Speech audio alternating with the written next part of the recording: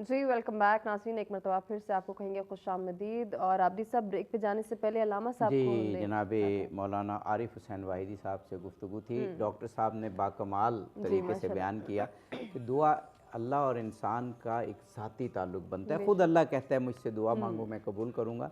और उसमें फिर डॉक्टर साहब ने जो कहा, और अब जनाब क़िबला साहब ने उसको बहुत ही खूबसूरत अंदाज से बयान किया जी जी। कि आइमा ताहीरीन की दुआएँ हैं, आइमा अहले बैत की, उसमें दुआए अरफ़ा का ज़िक्र कर रहे थे। इमाम हुसैन की जी जी। रोज़े अरफ़ा यानी हज वाला जो दिन होता है, पाक कमाल दुआ है, खालिस तौहीद, और उसको हम माशाल्लाह। दिबाचे करबला भी कह सकते हैं। सुभान अल्लाह। मैं कहूँगा कि इमाम हुसैन ज़ाहिर नवासे रसूल हैं, बेशक। इमाम में बरहक हैं, और ज़ाहिर उन जैसे आरिफ आज दुनिया में कहाँ मिलते हैं जी। और उनसे हमें बहुत कुछ मिलता है। उनकी अगर तमाम हिस्ट्री पढ़ें तो उसमें खुसूसन जो तवक्कुल बर खुदा वाला है पहलू है, और वो जो भरोसा है अल्लाह पे, और हर चीज़ अल्लाह पे छोड़नी है। और ये जो मैं यहाँ ये इजाफ़ा कर रहा हूँ, ये जो मसलकी इख्तिलाफ़ात पाकिस्तान में फैले हुए हैं, ये मसलक है, ये मैं कहता रहता हूँ बड़ी बड़ी कॉन्फ्रेंसों में कि इमाम हुसैन मदीने से लेकर मक्का, मक्का से करबला, करबला से वो लुटा हुआ काफ़िला शाम, और फिर वापस मदीना, मैंने तो कहीं कोई मसलक नहीं देखा। मैंने तो खुदा देखा है, कुरान देखा है, इस्लाम देखा है। क्या खूबसूरत इमाम हुसैन के खुतबात हैं, वो इंसान पढ़े तो हैरान हो। दुआएँ क्या हैं, और जैसे आपने कहा दिबाचे करबला है, ये दुआए अरफा जो है, मैं कहता हूँ तौहीद की मार्फत से क्या भरपूर है ये दुआ। अगर कोई पढ़े और उसको तर्जुमा 2 घंटे लगते हैं, और वो भी अगर इंसान एक हाल के साथ पढ़े। देखें दुआ का इसमें एक जुमला ये है भी जो कि उलमा कहते हैं कि ज़रूरी नहीं है अगर आपका ज़र्फ़ इतना है तो आप उसका कुछ हिस्सा कुछ पढ़ हिस्सा लें, पढ़ लेकिन ले, पढ़ें ज़रूर। अगर आपके पास हिम्मत नहीं है, वो कहते हैं ना लिल कुलूब इक़बाल व एदबार, दिल बसा वक़्त मुतवज्जे होते हैं, बसा वक़्त इंसान ज़बरदस्ती बिठाते हैं मुसल्ले पे। तो मासूम फरमाते हैं कि जिस वक़्त आपके दिल में इक़बाल हो ना, तवज्जो हो, दिल चाह रहा हो कि अल्लाह के साथ बैठे, उस वक़्त ज़्यादा से ज़्यादा गड़गड़ाएं, ज़्यादा से ज़्यादा अल्लाह के सामने रोएं, अल्लाह या रब कहें, ताकि अल्लाह ताला वो आपकी दुआ कबूल करे और आपकी मुश्किल हल करे। इमाम हुसैन अलैहिस्सलाम जो आशिक थे बैतुल्ला शरीफ के, और पैदा कितने उनके हज हैं, उम्रे हैं, जनाब मदीने से मक्का आते थे, अपने इश्क का इजहार करते और अल्लाह के हुजूर रोते थे। अचानक जब फैसला हुआ कि रोज़े अरफा बंधे हुए एहराम तोड़ने हैं, और यजीद ने कुछ दहशतगर्द भेजे हैं जो हाजियों के लिबास में इमाम को वहाँ शहीद करना चाहते हैं, इमाम ने हुर्मत काबा को बचाने के लिए ये फैसला किया कि मैं छोड़ के जा रहा हूँ। और आखिरी जो दुआ की वो मैदान अरफा में, जिसका नाम दुआए अरफा है, वो जबल रहमा के पास गए। खुद ये जुमला मैं अर्ज़ करना चाहता, वो जबल रहमत के पास जाकर साहिब मफातिउल जनान शेख अब्बास कुमी रहमतुल्लाह अलैह वो लिखते हैं कि जाकर ऐसे खड़े हो गए, सारा इससे टेढ़ा करके, इस तरह हाथ दोनों फैलाए अल्लाह के हुजूर, और ऐसे महसूस हो रहा था जैसे कोई गदागर किसी बादशाह से कुछ मांग रहा है। कमाल आप मांग रहा है, और गड़गड़ाए और रोए, और इतनी लंबी दुआ इमाम हुसैन ने खड़े होके, 2 पाँव पे खड़े होके, हाथ इस तरह करके कहा जैसे कोई मिस्कीन किसी से मांगता है, कोई फ़कीर मांगता है। और वहाँ है भी दुआ में ये जुमला है, इलाही अनल फ़कीर व अंतल गनी, ऐ अल्लाह मैं फ़कीर हूँ तू गनी है। कमाल है। क्या क्या मारिफ हैं अहले बैत ने जो कुरान के, जो खुदा के बारे में दिए। और फिर कहा कि जितनी देर इमाम हुसैन अलैहिस्सलातु वस्सलाम अब वो दुआ पढ़ते रहे, असल में दुआ पढ़ी नहीं जाती, दुआ की जाती है। अब उनने तो अपने अंदाज में, उनने कोई रट्टी हुई दुआ तो नहीं थी, उनके जो अपने दिल के अल्फाज थे वो थे। जितनी देर वो दुआ अल्लाह के हुजूर करते रहे तो उनकी आंखों से आंसू छम छम करके गिरते रहे। ऐसे था जैसे कोई बादल हैं जो बरस रहे हैं। और जिस वक्त दुआ ख़त्म की, पूरा रीश मुबारक भी उनकी तर थी, और यहाँ जहाँ नीचे गिर रहे थे वो ज़मीन भी तर थी, जैसे किसी ने पानी का लोटा डाल दिया। ये है आदाब दुआ, ये है मोहब्बत। और सबसे बड़ा दुआ के आदाब में और समरात में ये है कि इंसान को मारिफत इलाही हासिल होती है, इंसान मुतवज्जे हो और ये समझे कि मैं जिससे मांग रहा हूँ वो कादिर मुतलक है। मैं जो मांग रहा हूँ अगर खुलूस से मांगूंगा, मोहब्बत से मांगूंगा, अल्लाह की ज़ात मुझे अता करेगी। सुभान अल्लाह, सुभान अल्लाह, बेशक। कारी मोहम्मद इश्तियाक साहब हमारे साथ मौजूद हैं। हम आपसे ये इल्तिजा करेंगे कि आप बारगाह रिसालत माब सल्लल्लाहु अलैहि वसल्लम में गुलहाए अकीदत निछावर करें। इल्हाम की रिमझिम कहीं बख्शिश की घटा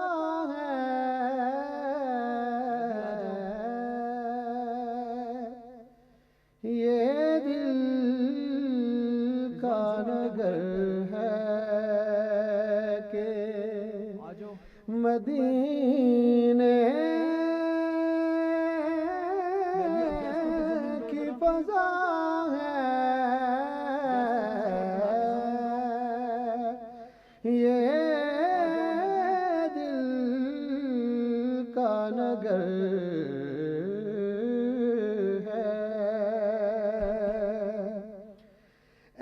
گنبد خضرا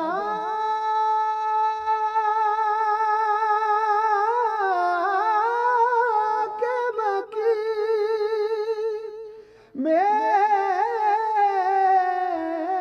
میری مدد کر،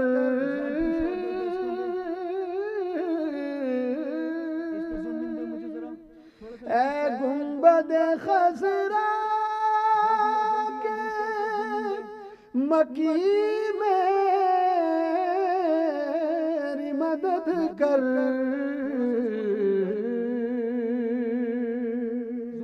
یا پھر یہ بتا کون میرا تیرے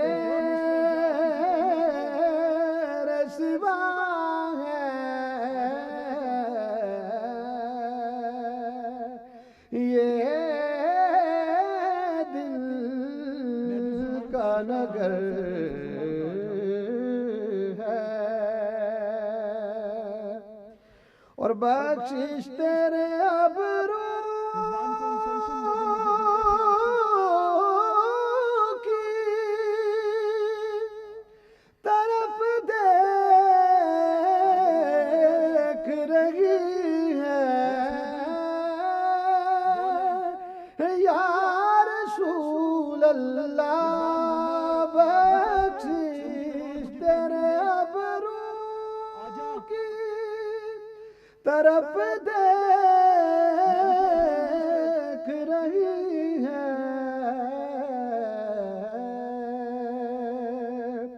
محسن تیرے دربار میں چپ چاپ کھڑا ہے، محسن تیرے دربار میں چپ چاپ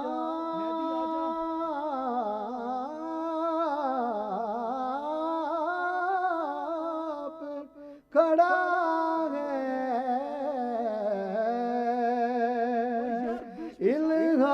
الہام کی رمجم بخشش تیرے ابرو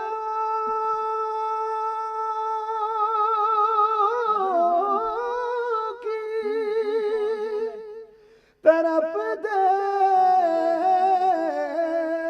رہی ہے،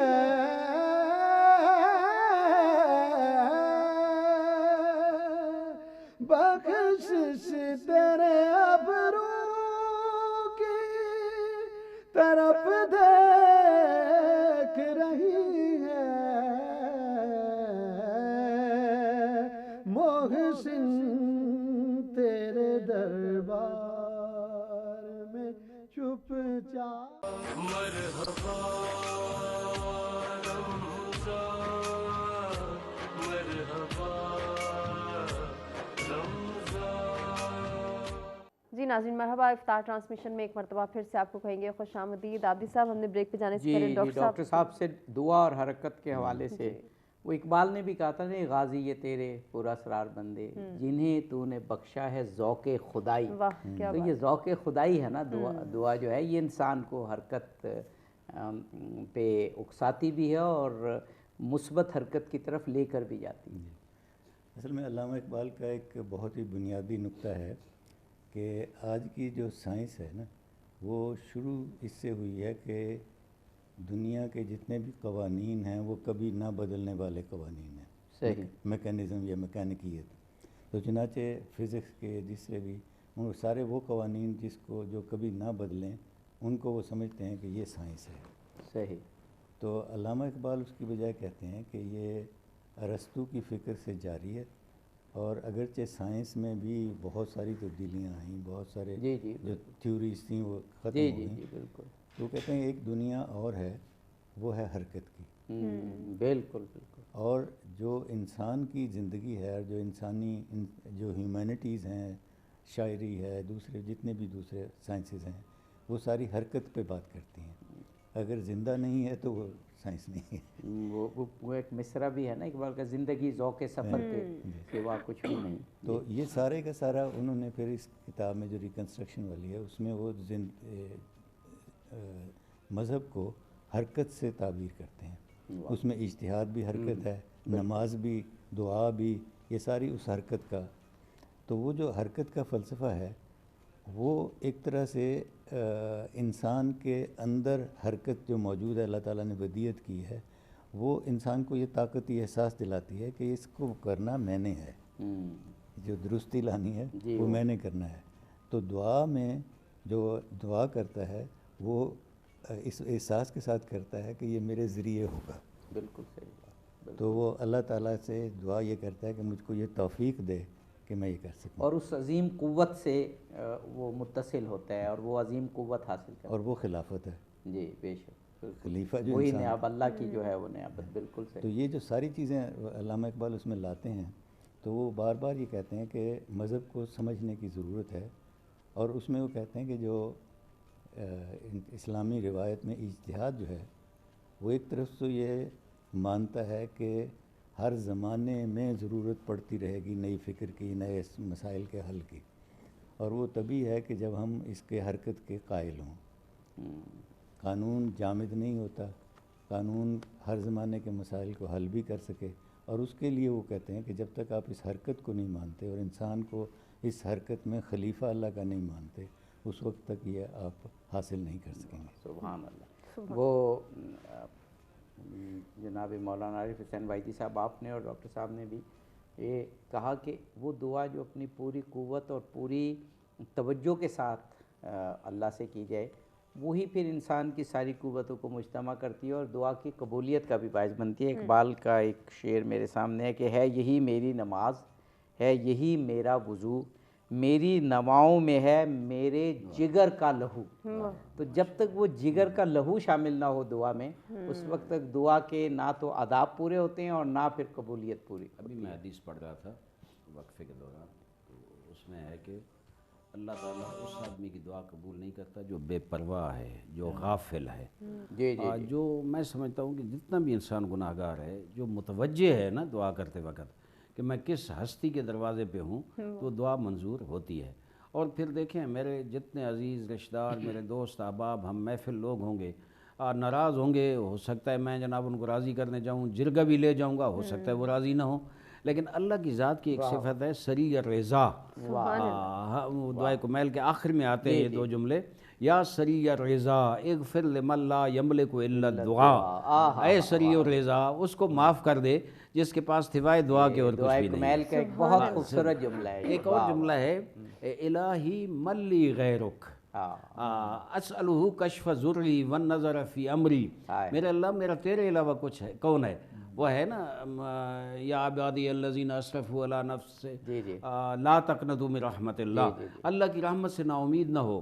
اور اللہ کو جب انسان یہ کہے بیٹھ کر آگے، اے اللہ اب میرا تیرے علاوہ اور کوئی نہیں ہے، تو ہے جو میری آواز سن سکتا ہے، میری دعا منظور کر سکتا ہے، میری حاجتیں روا کر سکتا ہے، تو یقیناً جب اللہ یہ دیکھے گا. اور پھر حدیث قدسی میں اللہ کی ذات ایک جگہ ارشاد فرماتی ہے کہ جو بندہ میرے اوپر توکل کرتا ہے نا، جو میرے اوپر اعتماد کرتا ہے، میں اس کے اعتماد پہ پورا اترتا ہوں اور اس کی حاجات پوری کرتا ہوں، اس کی دعا منظور کرتا ہوں. اور پھر دعائے کمیل کے یہ جملے ہیں، میں آخری میرے خیال میں ہے، اس میں دل چاہ رہا ہے کہ میں وہ مناجات کے کیا خوبصورت جملے ہیں، ایک مرحلے پہ پہنچتے ہیں اور کہتے ہیں یا نور و یا قدوس، اللہ کی درگاہ میں اللہم اغفر لی الذنوب التی تغیر النعم. اے میرے اللہ، میرے وہ گناہ معاف فرما جو نعمتوں کو تبدیل کرتے ہیں. اللہم اغفر لی الذنوب التی تنزل النقم. میرے اللہ، میرے وہ گناہ معاف کر جو عذاب کے نزول کا سبب بنتے ہیں۔ اللہم اغفر لی الذنوب التی تحبس الدعاء، میرے اللہ میرے وہ گناہ معاف فرما جو میری دعا کے قبول نہ ہونے کا سبب بنتے ہیں، دعا کے ریجیکٹ ہونے کا سبب بنتے ہیں۔ اللہم اغفر لی کل ذنب اذنبتہ وکل جرم اجرمتہ، میرے اللہ میرا ہر وہ گناہ معاف کر جو میں نے عصیان کیا ہے، اور ہر وہ جرم جو میں مجرم نے کیا ہے مجھے معاف فرما۔ میں یہاں جوان جو دیکھ رہے ہیں گھروں میں باہر جہاں اب میرے بچے بچیاں دیکھ رہے ہیں، میں ایک منٹ میں ایک چیز بتاتا ہوں، استفادہ کریں۔ دعا کی قبولیت کے کون سا ٹائم ہوتا ہے، میں مختصر گنتا ہوں، صرف رہ نہ جائے دعا کا چیپٹر ہے۔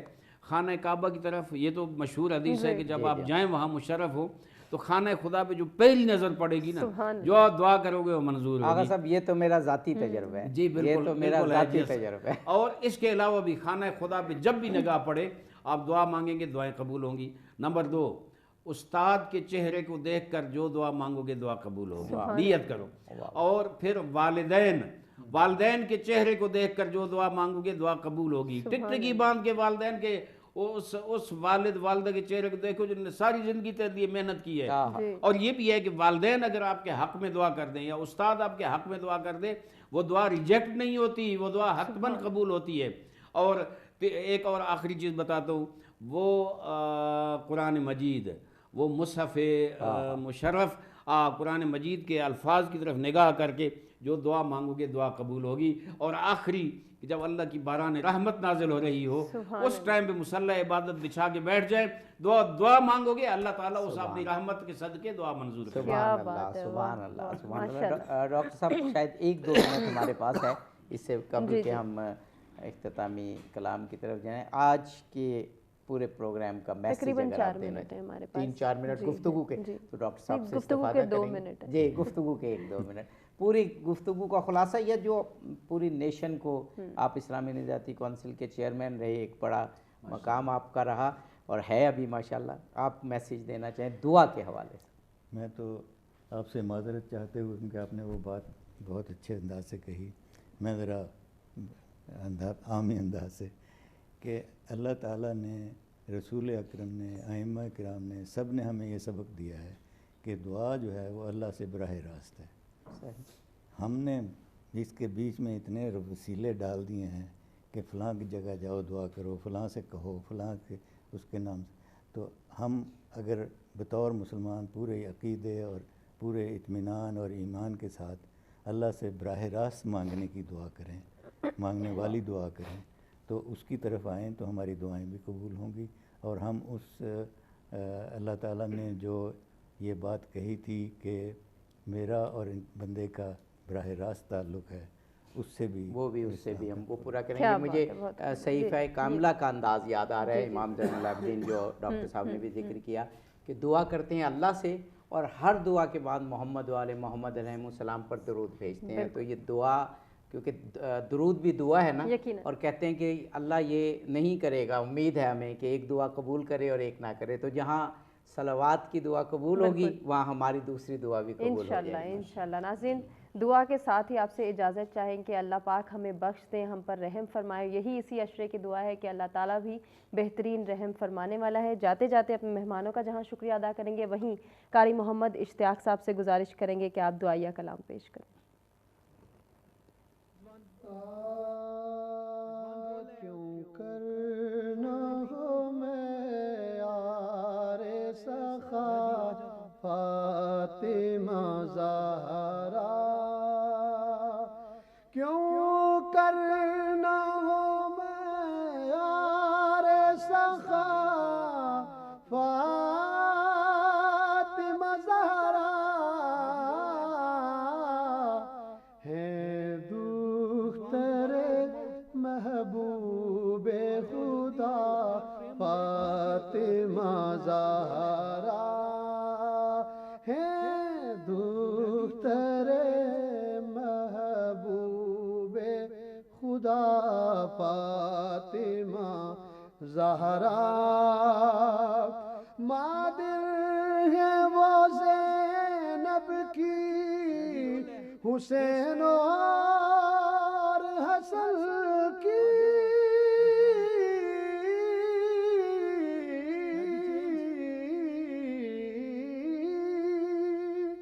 مادر ہے وہ زینب کی حسین اور حسن کی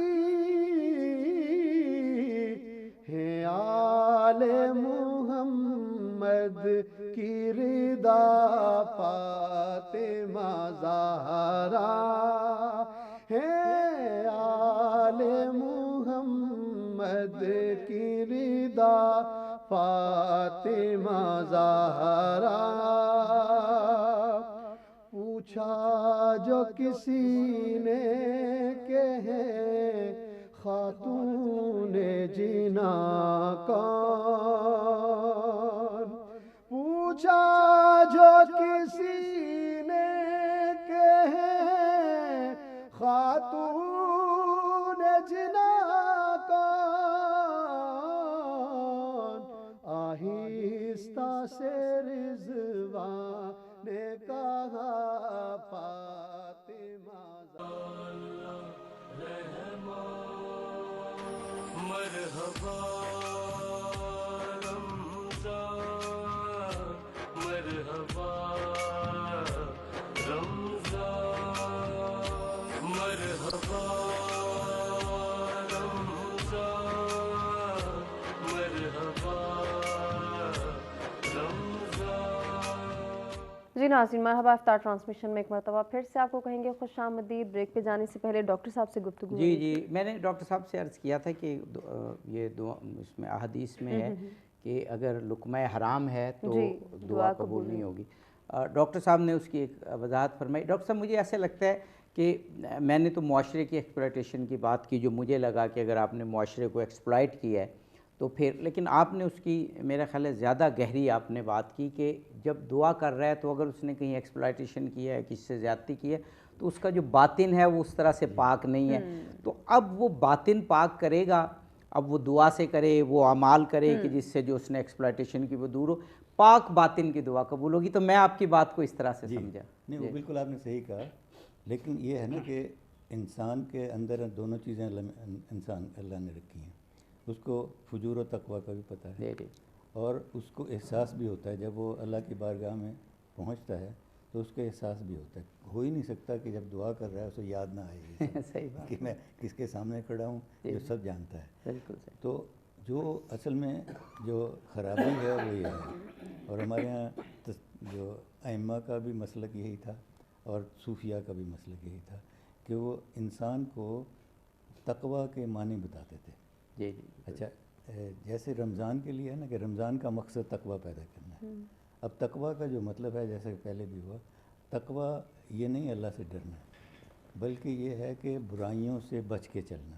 بالکل صحیح۔ اچھا، ایک اور عربی زبان کی صفت ہے، اگر علامہ صاحب بیٹھے ہیں تو یہ تقوی جو ہے یہ واو قاف یہ سے ہے، جی لیکن دوسری طرف اس میں قاف واو یہ کا بھی معنی ہے، قوت کا۔ بالکل۔ وہ قوت جو ہے تقوی سے اس وقت آتی ہے جب آپ صرف اللہ کو مانتے ہیں کہ وہ سب طاقت اس کے پاس ہے، بالکل صحیح، اور باقی کسی کے پاس نہیں ہے، تو سب انسان میرے جیسے ہیں۔ بالکل صحیح۔ وہ جو برابری والا ہے وہ تقوی ہے۔ تو جب یہ احساس اس میں آ جاتا ہے انسان میں، تو پھر وہ خود کو ذمہ دار سمجھتا ہے کہ میں نے یہ ساری چیزیں غلط کی ہیں۔ واہ، بے شک، بالکل۔ انسان کی تخلیق کی کہانی جو اللہ تعالیٰ نے بتائی ہے وہ دوسری کہانیوں سے مختلف ہے، کیونکہ اللہ تعالیٰ کو اس پہ فخر بھی ہے، اس کا ذکر بھی کرتا ہے شیطان کے ساتھ بات کرتے ہوئے جو مکالمہ ہے کہ انسان میں اللہ تعالیٰ نے یہ خوبی رکھی ہے کہ اس کو اپنی برائی کا احساس بھی ہو جاتا ہے اور وہ توبہ بھی کرتا ہے، اپنی غلطی کو مانتا ہے۔ اچھا، اب یہ تو مذہبی طور پر ہم کہتے ہیں، لیکن جو اصل چیز ہے نفسیاتی طور پر کہ آپ اگر غلطیوں سے سیکھ سکتے ہیں تو آپ کی طاقت بڑھتی ہے، آپ کے عقل بڑھتی ہے، وزڈم بڑھتی ہے، آپ کامیابی زیادہ بڑھتی ہے۔ تو یہ اب تمام ماہرین نفسیات اس بات کو مانتے ہیں کہ غلطی کرنے سے صرف پچھتاوا کافی نہیں، توبہ کا مطلب ہے واپس وہیں چلے جائیں جہاں سے آپ گرے تھے۔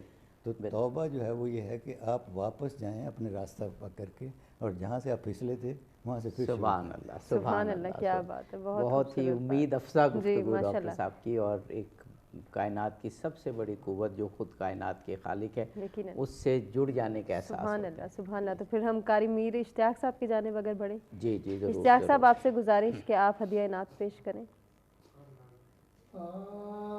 دل ٹھکانا میرے حضور کا ہے، دل ٹھکانا، دل ٹھکانا میرے حضور کا ہے، جلوہ خانہ، جلوہ خانہ میرے حضور کا ہے، دل ٹھکانا۔ کلام کہ جن پہ اتری ہے تطہیر،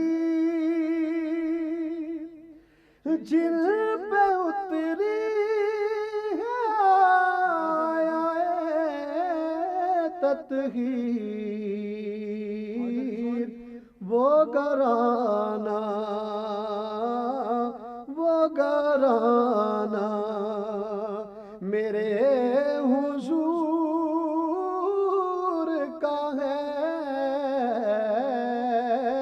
دل ٹھکانا۔ اور ذکر شامل نماز میں ناصر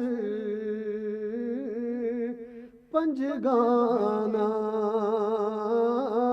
پنج گانا میرے حضور کا ہے، دل ٹھکانا۔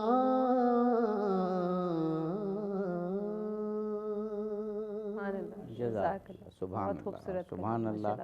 ڈاکٹر صاحب کی دعا کے حوالے سے بہترین گفتگو، پھر خوبصورت نعت دربار رسول میں حاضر ہوئے عرب جناب مولانا عارف حسین واحدی صاحب۔ دعا کی شرائط میں یا دعا کے ساتھ جو چیزیں ہونی چاہیے، رسول اللہ صلی اللہ علیہ وآلہ وسلم کی ایک حدیث میرے سامنے ہے کہ جو شخص عمل کے بغیر صرف دعا پر اکتفا کرتا ہے وہ ایسا ہے جو بغیر کمان کے تیر چلائے، اور بغیر کمان کے تو تیر چلتا ہی نہیں ہے۔ فرمائیے۔ حدیث مبارک ہے کہ ان الدعاء مخ العبادہ، دعا عبادت کا مغز ہے۔ اگر ایک انسان عبادت کرتا ہی نہیں ہے، صرف جب مشکل میں پھنستا ہے اس وقت، گرچہ وہاں بھی میں سمجھتا ہوں کہ اللہ قادر مطلق ہے، اپنے گناہگار بندوں سے محبت کرتا ہے، لیکن اصل آداب دعا میں یہ ہے کہ انسان وہ عبادت بجا لائے، اور روایت میں بھی ہے، حضور اکرم صلی اللہ علیہ وسلم فرماتے ہیں کہ جب دعا کرنا چاہو تو اس کے شرائط میں سے ایک یہ ہے کہ معرفت خداوندی رکھتے ہو، اللہ کے آگے جھکو، اپنے گناہ کی معافی مانگو، اور پھر بسم اللہ الرحمن الرحیم پڑھ کے دعا مانگو، اور اس کے بعد فرمایا کہ مجھے اول میں بھی رکھو، درمیان میں بھی رکھو، اور آخر میں بھی رکھو، یعنی مجھے وسیلہ بناؤ۔ اور بہت پیاری حدیث ہے۔ تو ظاہر ہے جس وقت میں عبادت کروں گا اور پھر میں دعا مانگوں گا تو اس دعا کے اثرات ہی کچھ اور ہوں گے اور اس کے ثمرات ہی کچھ اور ہوں گے۔ میں دیکھ رہا تھا کہ کچھ دعائیں جو ہوتی ہیں اس میں بعض چیزیں ایسی ہوتی ہیں کہ وہاں دعا منظور نہیں ہوتی، کچھ عوامل جو استجابت دعا میں رکاوٹ بنتے ہیں، ان میں ایک گناہ ہے۔ جو آدمی اللہ کے سامنے دعا تو کرتا ہے لیکن دعا سے پہلے اور دعا کے بعد مسلسل وہ گناہ کیے جا رہا ہے۔ ایک یہ ہے نا کہ گناہ گار ہے، چلو اب آیا ہے گناہ دعا مانگنے تو گناہ کی توبہ کرتا ہے، معافی مانگتا ہے، اور اللہ کہتا ہے کہ اللہ میں تیرا عبد ہوں، میں تیری عبودیت کے دائرے میں آگے ہوں، میں اب گناہوں سے معافی مانگتا ہوں، میں میری دعا منظور فرما۔ لیکن ایک آدمی ہے جو گناہ پہ گناہ بھی کیے جا رہا ہے اور ساتھ دعا بھی مانگتا ہے، یعنی اس کا یقین کامل نہیں ہے، اس کی معرفت بھی نہیں ہے، وہ جو حدیث ہے نا امام جعفر صادق علیہ الصلوۃ والسلام ارشاد فرماتے ہیں اذا اذنب الرجل خرج فی قلبہ نقطۃ سوداء فان تاب انمحت وان لم یتب انتشر، آگے ایک آدمی جب گناہ کرتا ہے نا اس کے نورانی دل پر ایک نقطہ گناہ کا اثر باقی رہ جاتا ہے، ایک گناہ کا اثر ایک کالا نقطہ ہے، اور اگر وہ توبہ کر لے تو وہ نقطہ صاف ہو جاتا ہے اور دل پھر نورانی ہو جاتا ہے۔ وَإِن لَمْ يَتُبْ، اگر توبہ نہ کرے گناہ پہ گناہ کرتا جائے تو انتشر، وہ ایک سیاہ نقطہ پھیلتا جاتا ہے اس کے گناہوں کی وجہ سے، اور ایک دن وہ آتا ہے کہ اس کا دل سیاہ ہو جاتا ہے پورا، پھر اسے نہ عبادت کی توفیق ہوتی ہے، نہ اللہ کے سامنے جھکنے کی اور نہ دعا کرنے کی توفیق ہوتی ہے۔ یہاں انسان بدبخت ہو جاتا ہے جو شقی ہے، جو کبھی پھر واپس نہیں آ سکتا۔ اس لیے دیکھیں انسان گناہگار تو ہے ہی سے یقیناً، لیکن اگر تھوڑا سا توجہ کرے آگے میں کس کا بندہ ہوں، کس نے مجھے پیدا کیا ہے، کس نے مجھے خلق فرمایا ہے، اور پھر خدا کی ذات طرف توجہ کرے تو انسان خود بخود انسان کی فطرت میں اللہ نے وہ چیز رکھی ہے کہ پلٹے انسان اپنے رب پاک کی طرف۔ تو اگر وہ ایک حدیث میں آپ کی خدمت میں عرض کرنا چاہتا ہوں جہاں دعا منظور نہیں ہوتی، حضور اکرم صلی اللہ علیہ وآلہ وسلم ارشاد فرماتے ہیں کہ بیت الغنا لا تؤمن العجیہ ولا تجاب فیہ الدعوہ ولا يدخلہ الملک۔ بہت بڑا نقطہ ہے، میں جو لوگ سن رہے ہیں گھروں میں یہ پروگرام ان کی خدمت میں عرض ہے کہ جن کے گھروں میں ہر وقت میوزک بجتی رہتی ہے، گانے بجانے ہوتے رہتے ہیں، حضور اکرم صلی اللہ علیہ وآلہ وسلم ارشاد فرماتے ہیں جس گھر میں میوزک ہوتی ہے لا تؤمن العجیہ، وہ بلاؤں سے محفوظ نہیں ہے، اس پہ کسی وقت بھی کوئی بلا نازل ہو سکتی ہے۔ ولا تجاب فیہ دعا، اور وہ گھر ایسا ہے جہاں دعا قبول نہیں ہوتی، یعنی جہاں پر ایسی ایکٹیویٹیز ہوں جو اللہ سے دور کریں، اللہ سے دور کریں۔ جب دعا تو ہے اللہ کا قرب، میں نے گناہ کا ذکر کیا نا کہ گناہ جو ہے وہ دعا منظور نہیں ہوتی، اس گناہ کے مصادیق سے ایک مصداق یہ ہے کہ جس گھر میں میوزک ہوتی ہے، شیطانی فعل ہوتا ہے اس میں، دعا قبول نہیں ہوتی۔ ولا يدخلہ الملک، اور وہ گھر ایسا ہے جہاں ملائکہ داخل نہیں ہوتے، ورنہ ٹھیک ہے ملائکہ نازل تو انبیاء پر ہوتے ہیں، لیکن ملائکہ کی ڈیوٹی ہے کہ ہر مومن کے گھر وہ آتے ہیں، چکر لگاتے ہیں، افطاری کے ٹائم پہ، سحری کے ٹائم پہ، رحمت کے فرشتے ماہ رمضان میں تو ہر وقت نازل ہو رہے ہیں، لیکن وہ گھر جس میں میوزک ہوگی، جس گھر میں گناہ ہوگا۔ میوزک کے ذیل میں چاہ رہا ہوں یہ وضاحت ضرور ہو جائے کہ ہر وہ ایکٹیویٹی جو انسان کو اللہ سے دور کرتی ہے، یعنی ایسا میوزک جو اس ذیل میں آتا ہے کہ جو انسان کو لہو و لعب اور کھیل تماشے اور اس کی طرف چیپٹر ہے نا الگ، اس میں میں چاہتا ہوں اس کی ذرا میوزک میں ہر وہ چیز جو انسان کی خواہشات نفسانیہ اور اپنے جذبات کو بھڑکا کے اللہ سے دور کرے، یہ میں چاہ رہا تھا کہ جیسے انڈین گانے ہیں، ڈراموں میں بعض ایسی میوزک آ جاتی ہے جو ناروا ہوتی ہیں اور جوانوں کو خدا سے دور کرتی ہیں، لیکن اس سے یہ بھی ریلیٹ ضرور کرنا چاہیے کہ ہر وہ ایکٹیویٹی جو انسان کو اللہ سے دور کرے وہ پھر تاکہ ہر وہ ایکٹیویٹی میوزک میں نہیں آئے گی، ایکٹیویٹی تو ظاہر وہ گناہ میں آ جائیں گی، ہر وہ ایکٹیویٹی جو گناہ سے دور کرے وہ نہیں، وہ جو اللہ سے دور کرے وہ گناہ ضرور ہے، عصیان ہے اللہ کا، لیکن میوزک ایک مخصوص مصداق ہے اس کا گناہ کا، وہ میوزک جس کو ہم میوزک کہتے ہیں، غنا جو ہے وہ جو اللہ سے دور کرنے کا سبب بنے، اس میں آپ خود ڈھونڈ لیں کہ کون کون سی میوزک ہے جو انسان کی خواہشات نفسانیہ پہ غالب آ جاتی ہے اور وہ اللہ سے دور لے جاتی ہے۔ جی بے شک بے شک بے شک۔ ڈاکٹر صاحب دعا آپ نے اقبال کے حوالے سے بھی کہا اور نفسیاتی حوالے سے بھی بات ہے کہ دعا انسان کو حرکت دلاتی ہے، دعا انسان کو جامد نہیں کرتی۔ ابھی جو میں نے 2-3 احادیث پڑھی کہ دعا کے ساتھ پاکیزہ رزق ہو، یا دعا عمل کے بغیر ایسے ہے جیسے تیر ہم چلانے کی کوشش کرتے ہیں کمان کے بغیر، تو یہ صاف بتا رہی ہیں کہ دعا سے پہلے اور پھر خاص طور پر دعا کے بعد دعا وہی قبول ہے کہ انسان اپنے آپ میں حرکت محسوس کرے، اگر حرکت محسوس نہ کرے تو اس کا مطلب ہے شاید دعا دل سے ہوئی نہیں۔ جی بالکل، اصل میں رسول اللہ کے کئی لوگوں کو نصیحتیں بھی ہیں کہ کسی وقت غصہ آ رہا ہے یا ڈپریشن ہے، کچھ ہے، تو رسول اللہ نے فرمایا کہ جس حالت میں بھی ہو اس سے اٹھ جاؤ، جب بیٹھے ہو تو کھڑے ہو جاؤ، کھڑے ہو تو چل پڑو، مطلب وہ جو حرکت آ جائے نا تو وہ اس سے ڈپریشن کیفیت سے نکال دیتی ہے۔ ڈاکٹر صاحب ایک بریک لینا ہے، بریک کے بعد یہ بڑی اہم بات آپ کر رہے ہیں دعا کے حوالے سے، یہیں سے کنٹینیو کریں گے اس بریک کے بعد۔ مرحبا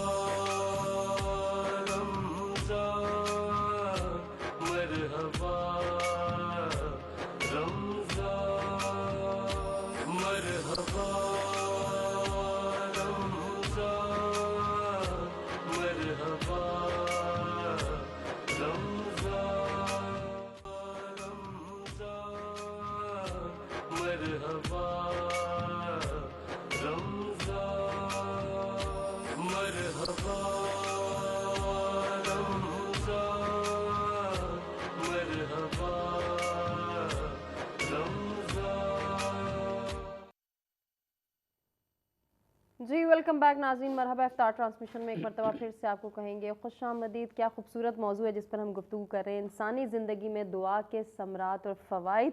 और शायर ने क्या खूब कहा है, आब्दी साहब आपकी इजाज़त से, कोई चारा नहीं दुआ के सिवा, कोई सुनता नहीं खुदा के सिवा।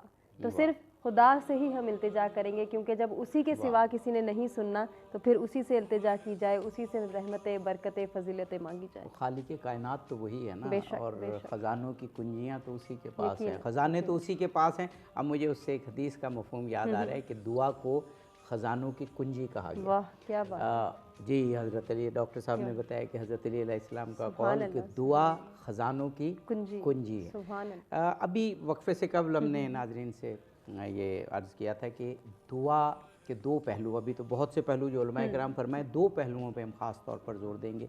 एक तो को दुआ करके इंसान अपने आप को मुत्तसिल पाता है, करीब पाता है कायनात की सबसे बड़ी ताकत और क़ुव्वत से, तो वो अपने आप को कवी महसूस करता है। डॉक्टर साहब, दुआ का जो समरा और एक जो नफ्सियाती असर हम कह सकते हैं, और जो फिर ज़हूर में भी आता है कि दुआ के बाद जिन्होंने दुआ की है, और हम सभी इस तजर्बे से गुजरे हैं, मुझे इकबाल ने कहा कि दुआ एक तजर्बा है और मज़हब और साइंस की रेंज में आता है, आदमी कितना कवी महसूस करता है, कितना उम्मीदवार अपने आप को महसूस करता है। इस पे भी अल्लामा तबातबाई का जी बहुत अहम नुक्ता है कि कुरान मजीद में उसको या इबादी कहता है।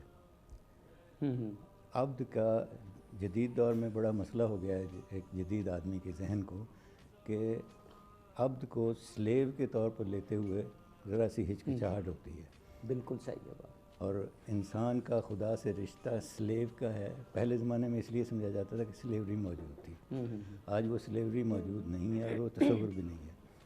तो अल्लामा तबातबाई ने उसमें बहुत अच्छा नुक्ता उठाया है कि अब्द का ये तर्जुमा कि वो ममलूक है, यानी ख़रीदा हुआ है, ये गलत है।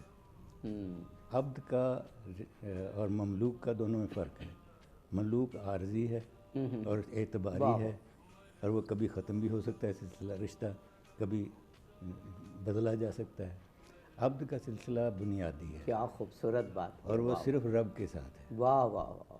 अच्छा, और वो अब्द का प्यार का वो आम गुलाम वाला स्लेव वाला तसव्वुर नहीं है। वाह, वो गुलाम वाला भी तसव्वुर नहीं है, वो उस तरह का भी नहीं तसव्वुर है कि वो बिल्कुल मजबूर महज है।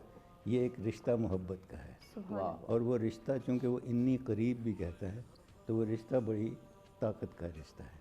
वाह। अब ये जो बात है, ये अगर इंसान इसको समझ के और सोच के, और किसी भी मज़हब से ताल्लुक़ हो, किसी भी फ़िरक़े से ताल्लुक़ हो, किसी भी नस्ल से हो, जब वो ये सोच के दुआ करता है तो वो एक ताकत खुद महसूस करता है मांगते हुए। और फिर जब उसको ईमान भी हो तो उसकी ताकत में बहुत ज़्यादा इजाफा हो जाता है। अल्लामा इकबाल इसको दूसरी तरह लेते हैं कि जो अब्द का जो सिलसिला है, ये एक तरह से इंसानियत की, पूरी इंसानियत के साथ आदमी खड़ा हो जाता है। वाह वाह। और इंसान और खुदा का जो रिश्ता है वो उसके अंदर आ जाता है, और इस लिहाज से ये एक नई दुनिया की तख्लीक कर देता है। वाह वाह वाह। अच्छा, इसमें जो मुसावात इंसानी का तस्वुर है वो फिर हमें क़ुव्वत देता है और वो ताकत देता है। सब अल्लाह के बंदे हैं, सब अल्लाह के। सुभान। तो जब सारे इंसान एक ही सफ़ में खड़े हो जाते हैं अल्लाह के सामने, और वो रिश्ता मोहब्बत का है, रबूबियत का माना तकरीबन वही है कुरान मजीद में जो माँ और बच्चे का है। वाह। तो जब ये आप इन रिश्तों से देखते हैं ना, तो हमने जो उसको उन रिश्तों के तर्जुमे किए हैं ना, वो किए हैं कि जैसे आप ग़ुलाम हैं, जैसे आप नौकर हैं, जैसे बिल्कुल बिल्कुल। तो उसी लिहाज से हम दुआ को भी उन्हीं अल्फाज में बयान करना चाहते हैं। जबकि जितनी भी दुआएं अइम्मा से जो मज़कूर हैं या कुरान मजीद में हैं या हदीस में हैं, उसमें उस तरह का रिश्ता नहीं बनाता इंसान। जी। और जो सबसे बड़ा है कि इसमें आपके वजूद को मुतहर्रिक किया जाता है, एक हरकत दी जाती है जो नफ्सियाती तौर पर बहुत अहम है। वाह वाह वाह। कि आप एक ख़ास पोस्चर में आते हैं दुआ के लिए। खूबसूरत नुक्ता। वाह वाह। और उस पोस्चर में दो चीज़ें हैं। एक तो आपके जो घुटने हैं ज़मीन के साथ हो जाते हैं, जी। आप नमाज की हालत में आ जाते हैं, हाथ बुलंद करते हैं। तो ये जो पूरा पोस्चर है उसके साथ एक तबीयत बनती है। वाह। جو قوت حاصل کرتی ہے اس دعا سے۔ واہ واہ۔ تو یہ جو صورتحال ہے اس کو علامہ اقبال تو کہتے ہیں کہ ہمارا جو سائنس کا نقطہ نظر ہے اس کی وجہ سے ہم اس کا صحیح طور پر سمجھ نہیں سکتے، اور یہ بہت ہی وسعت کی بات ہے، دنیا کائنات کو بہت وسیع کرتا ہے جب ایک لاچار انسان اپنے آپ کو دوسرے انسانوں کے ساتھ برابر کا کھڑا کرتا ہے اور پھر خالق کائنات کے سامنے جاتا ہے اور ہاتھ بلند کرتا ہے۔ واہ واہ واہ، سبحان اللہ۔ جناب مولانا، وہ مجھے یاد ہے ہم نے فرسٹ ایئر میں ہماری انگلش کی کتاب میں ایک سبق تھا کہ کائنات کو جب ہم ڈسکور کرتے ہیں اور یہ گلیکسیز کو دیکھتے ہیں، کہکشاؤں کو دیکھتے ہیں، اور جب دیکھتے ہیں کہ اتنی وسیع کائنات ہے لیکن اس میں ایک بظاہر سی اجنبیت ہے، انسان اکیلا محسوس کرتا ہے، جتنی دور کہکشاؤں میں جائیں تو ان کی وسعت کا اندازہ ہوتا ہے اور اپنی لاچاری کا، تو انسان ایک مجبور محض اور ایک ایسی irrelevant مخلوق اپنے آپ کو سمجھنے لگتا ہے کہ جس کا کائنات سے کوئی ریلیونس نہیں ہے، یہ بڑی وسیع کائنات ہے، چھوٹا سا ذرہ ہے زمین اور اس میں۔ لیکن جب ہم دعا کے ذریعے اس عظیم ذات سے کہ جو ان ساری گلیکسیز کے خالق ہے، اور شروع تو وہ سائنس کہتے ہیں نا ایک بگ بینگ، ایک نقطے سے شروع ہوا، اس خالق کے، تو اس سے جب جڑتے ہیں تو پھر یہ ساری کہکشائیں، یہ ساری دنیایں ہمارے تصرف میں آ جاتی ہیں۔ فرمائیے۔ جس وقت انسان دعا کے لیے مصلی عبادت پہ بیٹھتا ہے، اللہ کے حضور دعا کے لیے کھڑا ہوتا ہے، وہ ایک جو حالت ہوتی ہے وہ تو ظاہر ہے انسانوں کے طبقات مختلف ہیں اور مراحل مختلف ہیں۔ مثلاً ہو سکتا ہے ہم لوگ گناہ گار جو ہیں، ہم دعا مانگتے ہیں تو درمیان میں دنیاوی خیالات آتے رہتے ہیں، اپنی دکان کا حساب کتاب بھی کرتے رہتے ہیں، پتہ نہیں کیا کیا شروع رہتا ہے دعا کے درمیان یا نماز کے درمیان۔ یہ وہی کیفیت ہوتی ہے کہ دعا پڑھنی ہے، دعا کرنی نہیں ہے۔ جو دل سے توجہ سے دعا کرتا ہے وہ اپنے آپ کو اس انداز میں دیکھتا ہے کہ اللہ اور میرے درمیان کوئی حائل نہیں ہے اور مخلوق، وہ اللہ تک پہنچنا ڈائریکٹ جو رستہ ہے اللہ تک پہنچنے کا، وہ اس طرح وہ انسان کے اپنے نیت پہ ہوتا ہے، انسان کے اپنے تصور پہ ہوتا ہے کہ کس طرح انسان یہ سمجھے کہ ظاہر ہے انسان دنیا میں آیا ہے، اگر وہ اللہ پہ یقین رکھتا ہے، ایمان رکھتا ہے تو وہ تنہا نہیں ہے، اللہ ہر وقت اس کے ساتھ ہے، لیکن وہ اللہ کے ساتھ عشق کرے، وہ اللہ کے ساتھ لو لگائے، اللہ کے ساتھ محبت کرے۔ اللہ ایک محبت کرنے والی چیز ہے، جیسے فرما رہے ہیں نا کہ عابد کا معنی غلط ہوا ہے۔ عابد اب فقہی مسائل میں بھی دیکھیں، عربی کے جو الفاظ ہیں اس میں فقہ میں جو عبد استعمال ہوتا ہے وہی عبد جو غلام ہوتے ہیں، جو سلیو جنہیں کہتے ہیں وہ ہے، حالانکہ عبد کا عبودیت کا یہ معنی نہیں ہے، یہ فرق کرتا ہے۔ اس طرح یہاں بھی کچھ چیزیں ایسی ہیں دعا میں بھی کہ انسان جو ہے وہ ترجمہ جو ہے وہ تصور انسان کا غلط ہوتا ہے اس ذات تک، جیسے خشیت الہی ہے یا تقوی الہی ہے۔ اب بعض لوگ ترجمہ جو کرتے ہیں وہ اتقوا اللہ، اللہ سے ڈرو۔ اللہ کو ڈرنے والی چیز نہیں ہے، اللہ عشق کرنے والی ذات ہے، اللہ محبت کرنے، اللہ وہ ذات ہے جس سے میں محبت جتنی زیادہ کروں گا اتنا زیادہ میں اللہ کا قرب اختیار کروں گا اور جوار حق میں پہنچ جاؤں گا۔ اور یا خشیت جو ہے وہ کیا ہے آیت، الذین یبلغون رسالات اللہ ویخشونہ ولا یخشون الا اللہ، آگے اللہ کی خشیت اختیار کرتے ہیں، اللہ کے علاوہ کسی خشیت نہیں ہے ان میں۔ خشیت سے مراد بھی بسا اوقات کا ڈر کیا جاتا ہے کہ اللہ سے ڈرتے ہیں صرف، نہیں، وہ ڈر نہیں ہے، وہ جو خشیت الہی ہے، وہ جو اللہ کا وقار ہے، وہ جو آداب ہیں، اس طرح جیسے انسان اپنے والد کے سامنے آداب سے پیش آتا ہے، وہ ڈر نہیں ہوتا والد کا، وہ آداب ہوتے ہیں۔ اور اللہ کے ساتھ تو بالا ترین آداب یعنی جو خشیت ہے، اگر ایک انسان اس میں مگن ہو کر اس میں جیسے کہتے ہیں زوبو گھل جاؤ، یعنی اللہ کی ذات میں پگھل جاؤ جناب، اگر انسان اس کا پگھل کے جو دعا مانگتا ہے تو خود بخود اس کی آنکھوں سے آنسو برستے ہیں، خود بخود اس پہ وہ کیفیت طاری ہوتی ہے کہ وہ رونے کے لیے اور معنویت سے بھرا ہوا اور کمال تک پہنچنے کے لیے اپنے آپ کو بےتاب سمجھتا ہے کہ میں جلدی اللہ تک پہنچوں۔ اور وہی مرحلہ ہے، امام جعفر صادق علیہ السلام ارشاد فرماتے ہیں، جب تیرا دل اتنا نرم ہو کہ دعا کے دوران، عبادت کے دوران تیرا دل نرم ہو اور تو یہ محسوس کرے کہ مجھے اللہ کا قرب نصیب ہو گیا، اس وقت اللہ سے مانگ اور جو مانگے گا وہ تجھے عطا ہوگا۔ میرا اگر مانگنے کا یہ دیکھیں، میں اگر اپنے والد سے بات کر رہا ہوں نا، یہ مثال بنتی نہیں ہے، میں ایسے قرب ذہنی کے لیے کہہ رہا ہوں، اپنے والد سے اگر کچھ مانگ رہا ہے نا لیکن توجہ کسی اور طرف ہے تو شاید والد بھی 2 تھپڑ مارے گا کہ آپ باتیں میرے ساتھ کر رہے ہیں، توجہ اس طرف ہے جناب. تو جب اللہ سے انسان مانگتا ہے، جب مانگتا ہے تو اس وقت توجہ خدا کی ذات کی طرف ہونی چاہیے. دوسری طرف اگر یہ اپنے آپ کو انسان اس میں لے آئے، وہ جو اللہ کے ساتھ رابطہ، اور اس میں انسان گھل جائے، یا اس میں انسان اپنے آپ کو ایسے محسوس کرے کہ میرے اور اللہ کے درمیان اور کوئی ذات حائل نہیں ہے، اس وقت لذت عبادت بھی ہوتا ہے، اس وقت لذت دعا بھی ہوتی ہے، اور وہی قبولیت دعا کا محور اور مرکز بھی ہوتا ہے. سبحان اللہ، سبحان اللہ. ابھی ڈاکٹر صاحب ایک چیز جو آپ نے کہی، اور مولانا صاحب بھی بار بار وہ فرما رہے ہیں اور بڑا درست، کہ یہ جو دعا ہے اللہ اور بندے کے درمیان معاملہ ہے، اور وہ جیسے چاہے دعا کرے اس کی عبودیت کو، اس کی ربوبیت کو دیکھتے ہوئے. لیکن مجھے ایک جگہ نظر آتا ہے کہ بندوں سے بھی جڑا ہوا ہے. میں نے بہت ساری ایسی احادیث دیکھی ہیں جس میں آداب دعا اور قبولیت دعا کے حوالے سے ایک چیز کہی گئی بار بار. میرے سامنے ایسی احادیث اس وقت بھی موجود ہیں کہ دعا قبول نہ ہونے کی ایک وجہ حلال کی کمائی نہ ہونا بھی قرار دیا.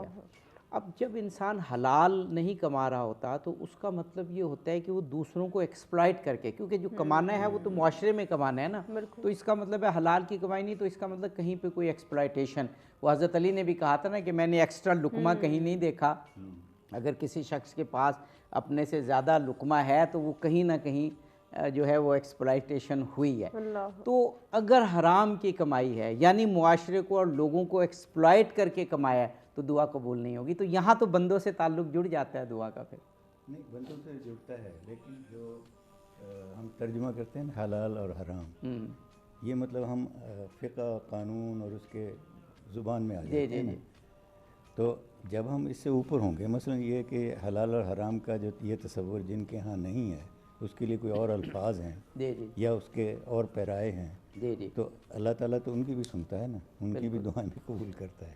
تو جب ہم اس سے اٹھ کے اس طرف آ جائیں گے نا، تو پھر وہ ہے کہ اللہ تعالیٰ نے فجور اور تقوی، یہ دونوں کا الہام انسان کے اندر رکھا ہے. بالکل درست. انسان جانتا ہے کہ وہ خرابی کی ہے، اس نے جانتا ہے اس نے دوسرے کے ساتھ زیادتی کی ہے. جب وہ ایسے حالت میں دعا کرے گا اللہ کے سامنے، اور اس کو احساس ہوگا کہ میں یہ ان سب سے بھی معافی مانگ رہا ہوں، تو وہ ہے اصل میں بات. وہ جو قرآن مجید میں اس کے ساتھ ہی آتا ہے نا کہ وَيُؤْمِنُونَ بِكُمْ بھی، یعنی آپ اس کے اللہ تعالیٰ پہ ایمان بھی رکھتے ہیں. تو جب یہ ایمان کا مرحلہ ہوگا نا، تو پھر آپ اللہ تعالیٰ کی اس صف میں آ جاتے ہیں. جی ڈاکٹر صاحب، ہمیں بریک لینا ہے. اس بات کی تھوڑی سی اور ہم وضاحت چاہیں گے آپ سے بریک کے بعد. جی بریک کے بعد کنٹینیو کرتے ہیں.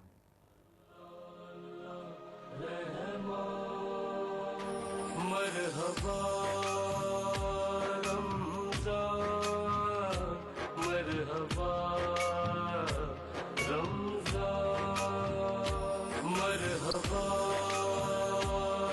رمضان، مرحبا رمضان. اللہ رحمان، مرحبا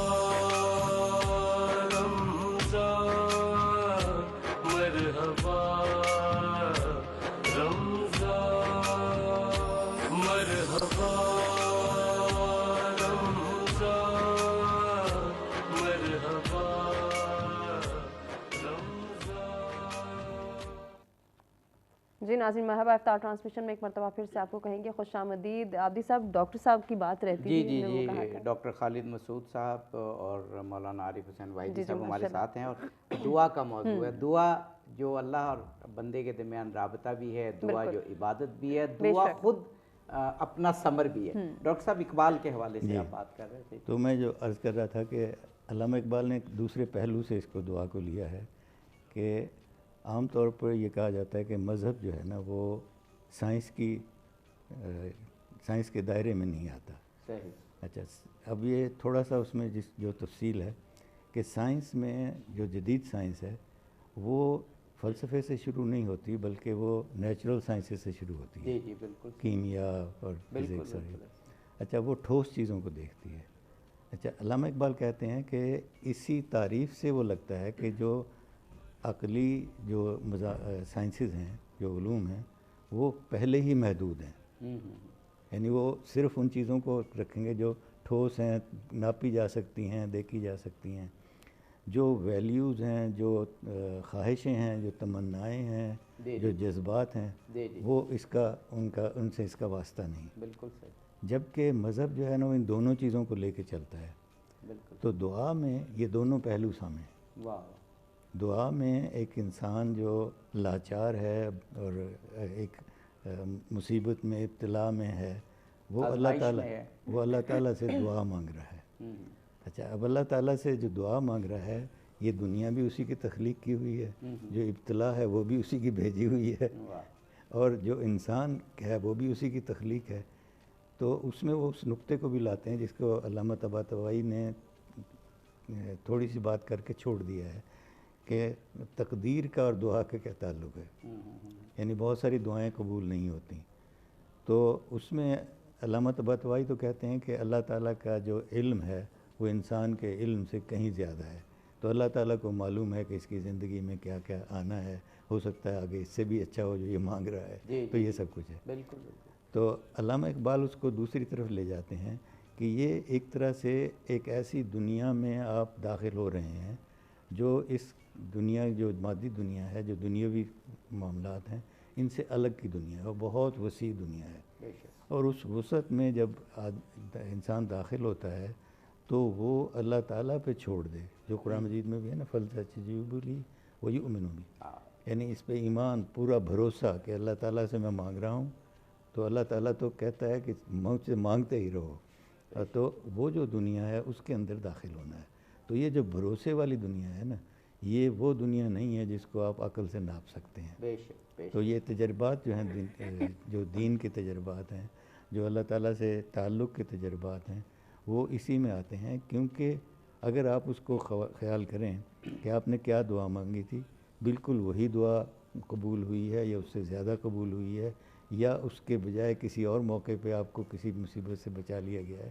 جب اس پورے کا آپ حساب کتاب رکھیں گے تو آپ کو ایک تجربہ ہوگا کہ اللہ میری سنتا ہے. واہ، سبحان اللہ، سبحان اللہ. جناب مولانا عارف حسین واحدی صاحب، دعا جیسے میں نے ابھی بھی ذکر کیا کہ یہ کمال کی چیز ہے کہ کانسیپٹ ایک ہی ہے، لیکن یہ خود ایک عمل بھی ہے کہ ہم بول کے دعا کر رہے ہیں، مناجات کر رہے ہیں، سرگوشی کر رہے ہیں، اللہ کے ساتھ تعلق بھی ہے، پھر خود عبادت بھی ہے اور پھر خود اپنا ثمر بھی ہے. فرمائیے گا. بسم اللہ الرحمن الرحیم. بہت شکریہ. ایک انتہائی خوبصورت موضوع، اور وہ بھی ماہ مبارک رمضان میں روزوں کا دعا کے ساتھ بہت گہرا تعلق ہے. بے شک. کہ انسان اگر یہ عقیدہ رکھے اور اس پہ یقین رکھے کہ میں روزے کی حالت میں جو اللہ کی رضا کے لیے میں نے روزہ، وہ ایک حدیث ہے نا کہ ریاکاری باقی ہر جگہ پہ ہو سکتی ہے، روزے میں ریاکاری نہیں ہو سکتی. کسی کیا پتہ کہ یہاں موجود ہے، روزہ ہے، اندر جا کر کے کھا پی رہا ہے، تو روزے میں ریاکاری نہیں ہو سکتی. اور روزے میں اگر انسان دعا مانگے، اللہ کو پکارے، تو یقیناً دعا منظور ہوتی ہے. دعا کا جو لغوی معنی ہے وہ تو جیسے ڈاکٹر صاحب نے بتایا، پکارنا ہے، بلانا ہے. جو ہے اصطلاحی معنی دعا کا وہ ہے کہ اپنے رب جلیل کو انتہائی خضوع و خشوع کے ساتھ اپنی دل کے باتیں کرنی ہیں، پکارنا ہے، بلانا ہے، اور اللہ سے مانگنا ہے، گداگری کرنی ہے. یہ ہے اصل میں دعا. اور خداوند کریم قرآن مجید میں جگہ جگہ ارشاد فرماتا ہے کہ ادعونی استجب لکم، میرا بندہ مجھے پکار، مجھ سے مانگ.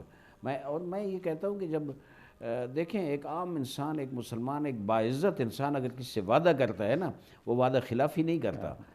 میں کہتا رہتا ہوں جوانوں کو کہ جب اللہ کہہ رہا ہے ادعونی استجب لکم، اب مجھے پکار، مجھ سے مانگ، اب میں تیری دعا قبول کروں گا، تو اب اللہ وعدہ کر رہا ہے تو اب کہاں بھٹکا ہوا پھرتا ہے جناب؟ آؤ اللہ کے دروازے پہ مصلی عبادت بچھا.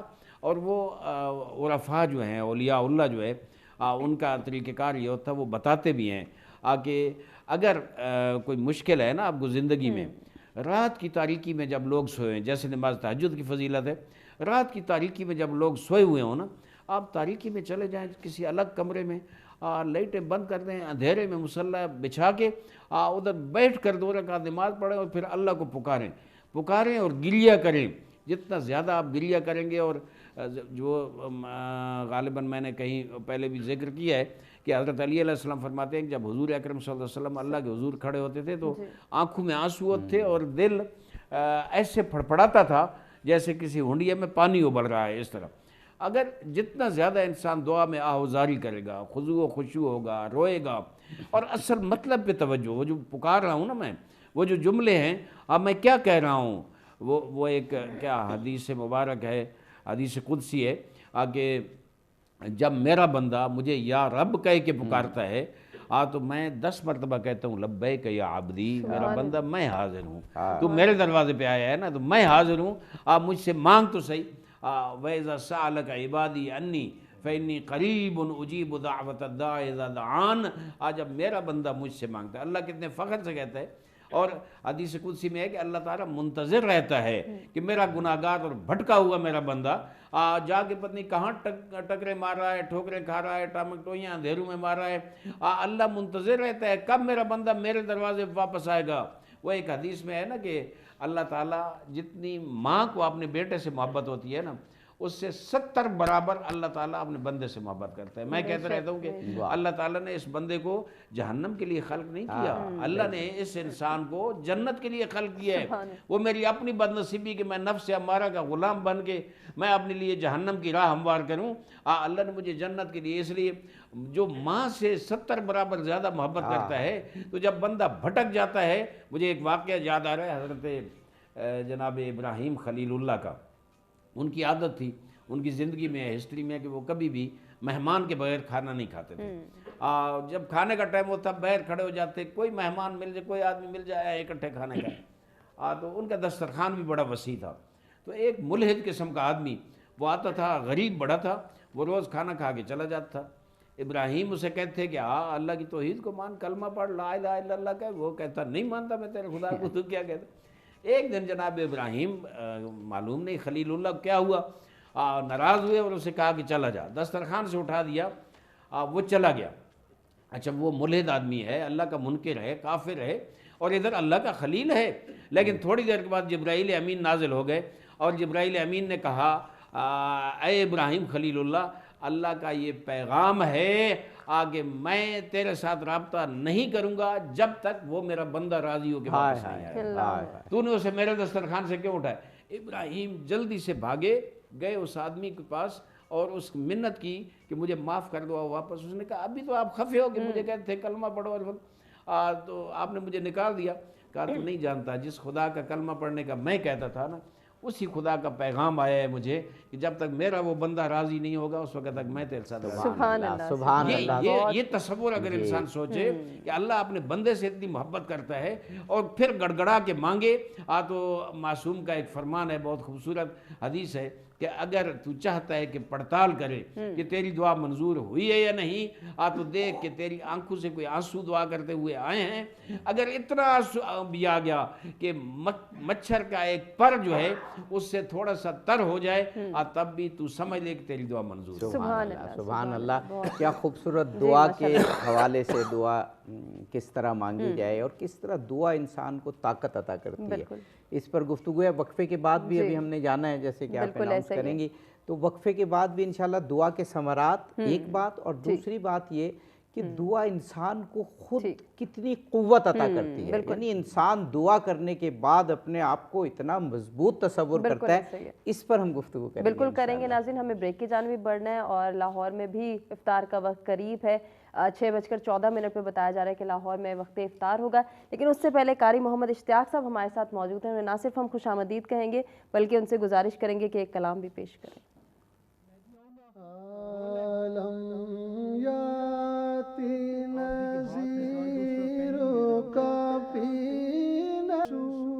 اللہ یا حبیب اللہ یا رسول اللہ یا حبیب اللہ،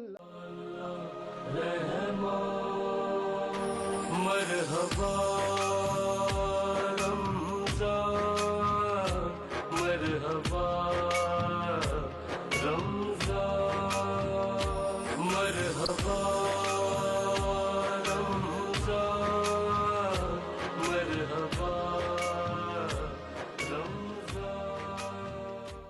जी वेलकम बैक नाज़रीन, एक मरतबा फिर से आपको कहेंगे खुशामदीद। और आबदी साहब, ब्रेक पे जाने से पहले अल्लामा साहब को जी जनाब मौलाना आरिफ हुसैन वाहिदी साहब से गुफ्तगू थी। डॉक्टर साहब ने बाकमाल तरीके से बयान किया कि दुआ अल्लाह और इंसान का एक ज़ाती ताल्लुक़ बनता है। ख़ुद अल्लाह कहता है मुझसे दुआ मांगो मैं कबूल करूँगा।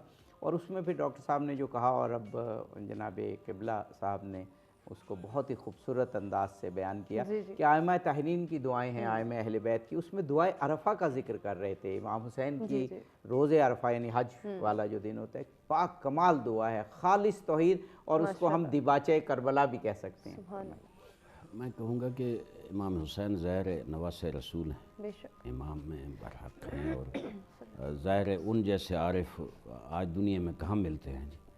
और उनसे हमें बहुत कुछ मिलता है। उनकी अगर तमाम हिस्ट्री पढ़ें तो उसमें खुसूसन जो तवक्कुल बर खुदा वाला है पहलू है, और वो जो भरोसा है अल्लाह पे, और हर चीज़ अल्लाह पे छोड़नी है। और ये जो मैं यहाँ ये इजाफ़ा कर रहा हूँ, ये जो मसलक की इख्तिलाफ़ात पाकिस्तान में फैले हुए हैं, ये मसलक है, ये मैं कहता रहता हूँ बड़ी बड़ी कॉन्फ्रेंसों में कि इमाम हुसैन मदीने से लेकर मक्का, मक्का से करबला, करबला से वो लुटा हुआ काफ़िला शाम, और फिर वापस मदीना, मैंने तो कहीं कोई मसलक नहीं देखा। मैंने तो खुदा देखा है, कुरान देखा है, इस्लाम देखा है। क्या खूबसूरत इमाम हुसैन के खुतबात हैं, वो इंसान पढ़े तो हैरान हो। दुआएं क्या हैं, और जैसे आपने कहा दिबाचे करबला है, ये दुआ अरफा जो है, मैं कहता हूँ तौहीद की मार्फत से क्या भरपूर है ये दुआ।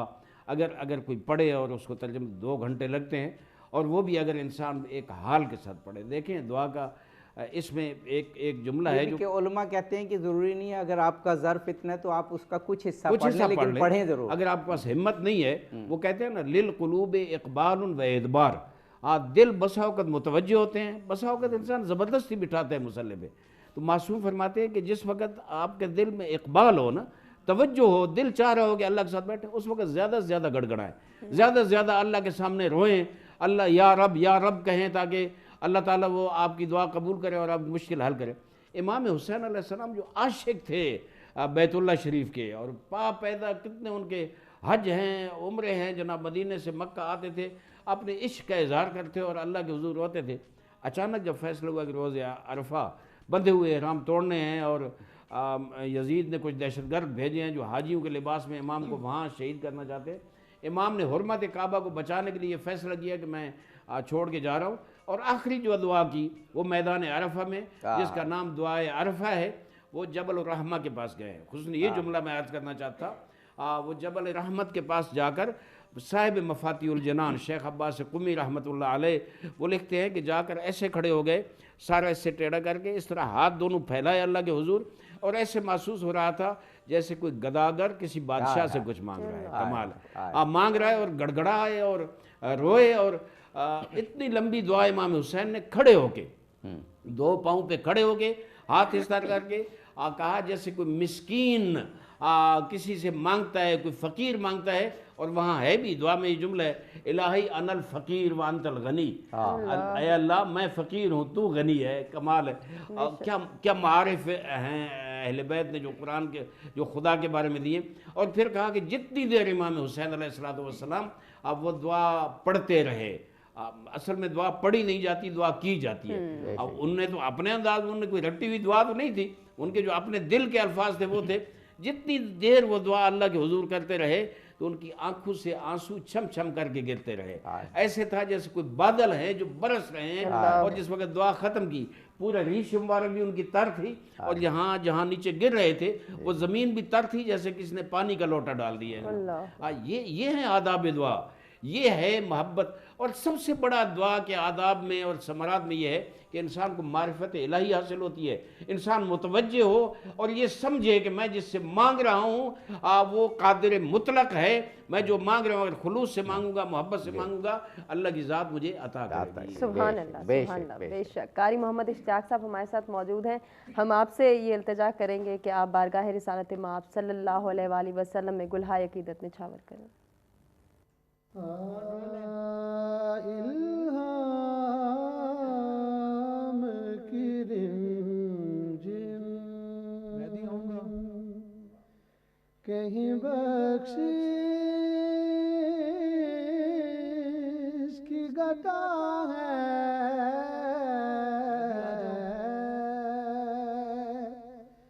یہ دل کا نگر ہے کہ مدینے کی فضا ہے یہ دل کا نگر ہے اے گنبد خضرا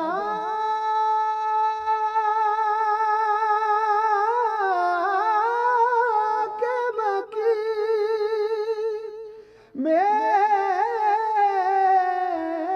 میری مدد کر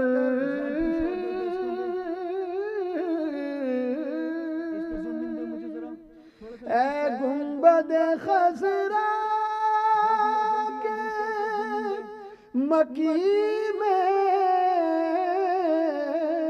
مدد کر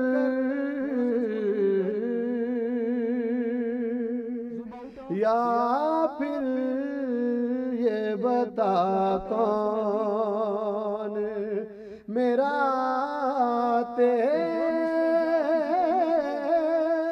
سوا ہے یہ دل کا نگر ہے اور بخشش تیرے ابرو کی طرف دیکھ رہی ہے یا رسول اللہ بخشش تیرے ابرو کی طرف دیکھ رہی ہے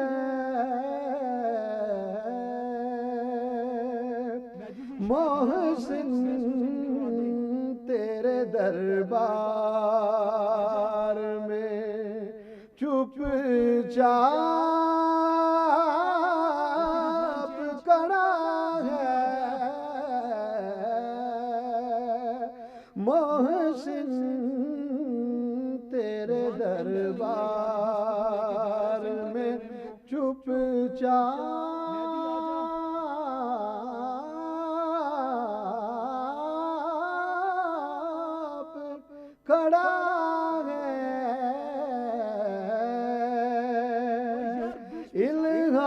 الہام کی رمجم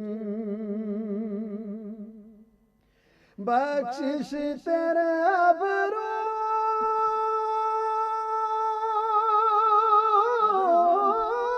کی طرف دیکھ رہی ہے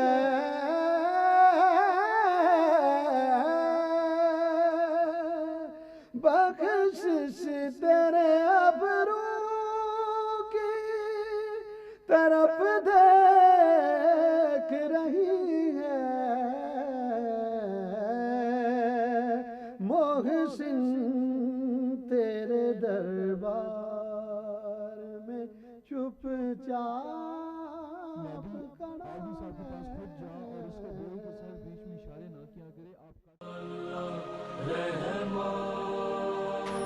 مرحبا رمضان مرحبا رمضان مرحبا رمضان مرحبا رمضان جی ناظرین، مرحبا افطار ٹرانسمیشن میں افطار کے خوش کن وقفے کے بعد ایک مرتبہ پھر سے آپ کو کہیں گے خوش آمدید.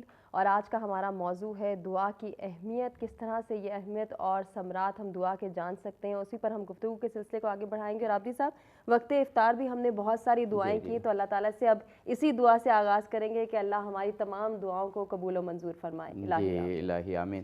جناب ڈاکٹر خالد مسعود صاحب اور جناب عارف حسین واحدی صاحب ہمارے ساتھ موجود۔ ڈاکٹر صاحب، دعا خدا نے حکم دیا، دعا خود ایک عبادت ہے، بلکہ کہا گیا دعا عبادت کا مغز ہے، یہ ہم نے ذکر کیا وقفے سے قبل۔ اب اس سیشن میں دعا کی اہمیت اور دعا کرنے سے جو انسانی زندگی پر اثرات مرتب ہوتے ہیں، یعنی اس کے ثمرات، اس پر کوئی گفتگو کرنا چاہیں گے۔ تو اب میں ایک روایت پڑھ رہا تھا، وہ اثرات کی بات ہوتی ہے، تو کافی میں، اصول کافی میں امام جعفر صادق علیہ السلام کی ایک روایت کہ اپنے بھائی کی غیر موجودگی میں اس کے حق میں دعا کی جائے تو اس سے رزق میں فراوانی آتی ہے اور بلا دفع ہو جاتی ہے۔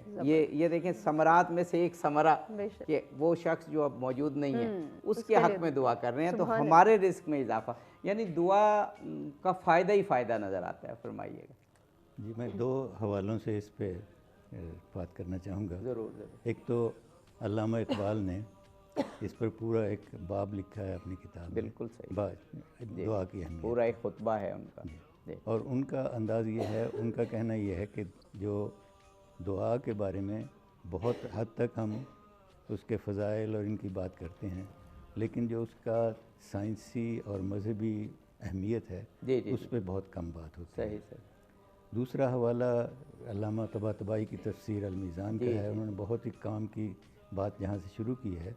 وہ یہ کہتے ہیں کہ جو اس میں دعا کی سب سے اہم جو آیت ہے جس میں اس کا یعنی خلاصہ اور تفسیر بیان کر دی ہے، وہ ہے وَإِذَا سَأَلَكَ عِبَادِي أَنِّي قَرِيب۔ اس کی پوری پھر وہ تفسیر کرتے ہیں، لیکن اس میں انہوں نے کہا کہ رمضان کے حوالے سے قرآن مجید میں اس کا ذکر ہے، اور یہ آیت جو احکام ہیں ان کے درمیان میں آئی ہے۔ جی، 186 نمبر آیت ہے۔ اس سے پہلے بھی ماہ رمضان کی بات ہو رہی ہے کہ روزہ فرض کیا گیا، اور پھر 186 کے بعد بھی ماہ رمضان کا ذکر ہے۔ جی، واہ۔ اس میں دو چیزیں ہیں، ایک تو وہ اس کی تفسیر کرتے ہیں اس آیت کی، اور اس میں کہتے ہیں کہ اللہ تعالیٰ نے اس میں اس کی اہمیت کو بتانے کے لیے اس میں دو چیزوں کے استعمال کیا ہے۔ ایک تو اپنا حوالہ واحد متکلم کے طور پر، جی بالکل صحیح، اور اس سے اس کی اہمیت بھی بتائی جاتی ہے، اور دوسرا دعا جو ہے وہ ایک انسانیت میں بھی ایک فرد اور خدا کے درمیان ہے، یعنی دونوں کی انہوں نے ایک انفرادی حیثیت میں۔ اور دوسرا یہ کیا کہ دعا اصل میں عبادت کا خلاصہ ہے، یعنی دعا بھی عبادت ہے اور عبادت بھی دعا ہے۔ واہ واہ واہ۔ تو اس پہلوؤں سے وہ بات کرتے ہوئے پھر اس کے بہت سے اس کے جو اہمیت ہے دعا کی اس کی بات کرتے ہیں، اور اس میں سب سے بڑی جو بات ہے دونوں میں علامہ اقبال اور علامہ طباطبائی کی جو تفسیر میں انہی کا حوالہ دے، باقی جگہ بھی سب یہی ہے۔ وہ دو بہت بڑی ٹاورنگ پرسنالٹی عالم اسلام کی، علامہ اقبال اور ادھر علامہ طباطبائی۔ آپ کو جو آپ ہم سے بہتر جانتے ہیں، ایران میں علامہ ہر ایک کو نہیں کہا جاتا، وہ بہت ہی سلیکٹیو، تو علامہ کو علامہ طباطبائی کو علامہ کہا گیا۔ جی، تو انہوں نے جو اس کا بیان کیا وہ ہے اصل میں فرد کی اہمیت پہ۔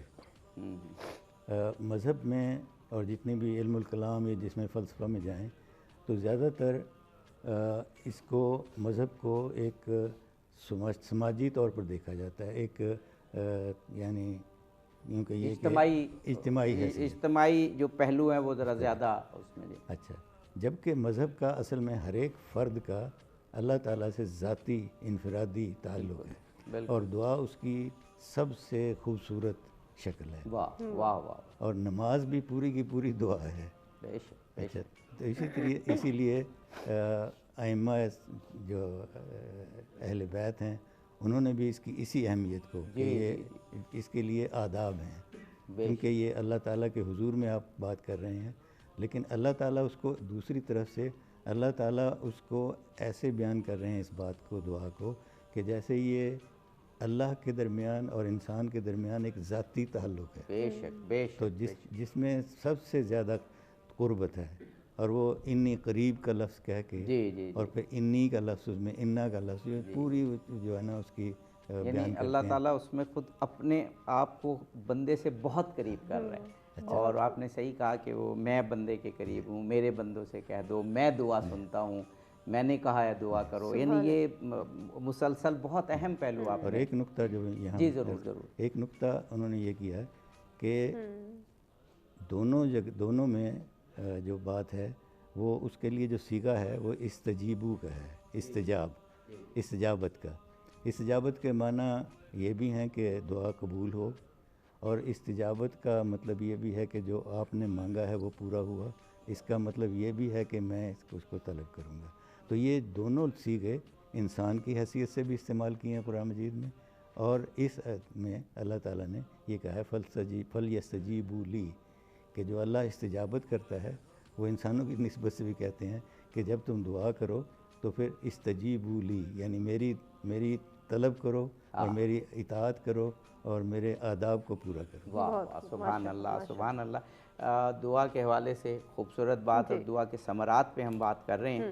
ڈاکٹر صاحب نے گفتگو کو جس نہج پہ پہنچایا ہے، اب علامہ عارف واحدی صاحب کے ذہن میں پتہ نہیں کیا ہوگا، لیکن میں وہ بیان کر دیں گے، لیکن میں گفتگو کے اس پہلو کو ضرور مولانا صاحب سے پوچھوں گا، لیکن جو مجھے آپ کے خیال مجھے جو آ رہا ہے کہ سوال کریں، نہیں اگر ہم ٹائم کم ہے تو پھر ہم نعت لے لیتے ہیں۔ نہیں، ہم سوال کر لیتے ہیں نعت پہ۔ جناب مولانا عارف حسین واحدی صاحب، ابھی جو دعا کا اللہ کا اور بندے کا تعلق بیان کیا، اور اس میں ایک بات کی ڈاکٹر صاحب نے کہ ائمہ اہل بیت علیہ السلام نے جو دعائیں بندوں کے لیے چھوڑی ہیں، اور وہ دعائیں خود بھی اللہ سے کرتے تھے۔ صحیفہ کاملہ امام زین العابدین علیہ السلام کا، ایون صحیفہ فاطمہ بھی موجود ہے حضرت فاطمہ سلام اللہ علیہ کی دعاؤں کا، صحیفہ علویہ بھی موجود ہے حضرت علی کی دعاؤں کا، اور دعائے کمیل تو ہم بہت پڑھتے ہیں۔ تو یہ بہت عظیم الشان دعائیں ہیں، اور بندے کا اور اللہ کا تعلق ایسا قائم کر دیتے ہیں کہ پھر اگلی دعا پڑھنے تک تو وہ تعلق قائم رہتا ہی ہے۔ فرمائیے گا۔ میں سمجھتا ہوں کہ اللہ تعالیٰ نے حضرت انسان کو خلق کیا ہے، اور انسان کے لیے زندگی میں مشکلات بھی آتی ہیں، زندگی مشکلات پریشانیوں سے پر ہوتی ہے، اور یہ اللہ کا عدل ہے کہ اس نے ہمارے لیے ایک رستہ ایسا بھی رکھا ہے کہ جب ہمارے لیے مشکلات آئیں، پریشانیاں آئیں، تو ہم اس رستے سے مشکلات حل کرا سکیں۔ میں سمجھتا ہوں کمزور عقیدہ لوگ ہوتے ہیں، جب بھی مشکل پیش آتی ہے، کوئی پریشانی آتی ہے، تو جاتے ہیں کسی کے پاس، اور وہ مشکل حل کرنے کی کوشش جانتے ہیں نہیں ہوتی حل، لیکن پھر بھی کوشش کرتے ہیں۔ اللہ تعالیٰ کیا خوبصورت قرآن میں ارشاد فرماتا ہے، قُلْ مَا يَعْبَأُ بِكُمْ رَبِّي لَوْلَا دُعَاؤُكُمْ، کہ اللہ تمہاری پرواہ نہیں کرے گا اگر تمہاری دعا نہ ہو۔ جی جی، یعنی اللہ حلال مشکلات ہے نا، سب سے بڑی جو ہستی ہے جو ہماری مشکلات حل کر سکتی ہے، ہماری پریشانیاں رفع دفع کر سکتی ہے، وہ اللہ کی ذات ہے۔ اور اگر ہم دعا نہ کریں، ہم تکبر کریں، ہم دعا نہ کریں، ہم اللہ کے سامنے نہ جھکیں، ہم اللہ کے سامنے ہاتھ نہ پھیلائیں اور اس سے نہ مانگیں۔ دیکھیں وہ ائمہ اہل بیت کی دعاؤں کا ذکر کیا، دعائے عرفہ، میدان عرفہ میں جو روز عرفہ کو امام حسین علیہ السلام نے وہاں سے روانہ ہوتے ہی پڑھی۔ ہم گفتگو کو یہی شروع کریں گے وقفے کے بعد۔ دعائے عرفہ ایک بہت عظیم الشان دعا، اس پہ ہم کنسنٹریٹ کریں گے انشاءاللہ وقفے کے بعد۔ مرحبا رمضان، مرحبا رمضان،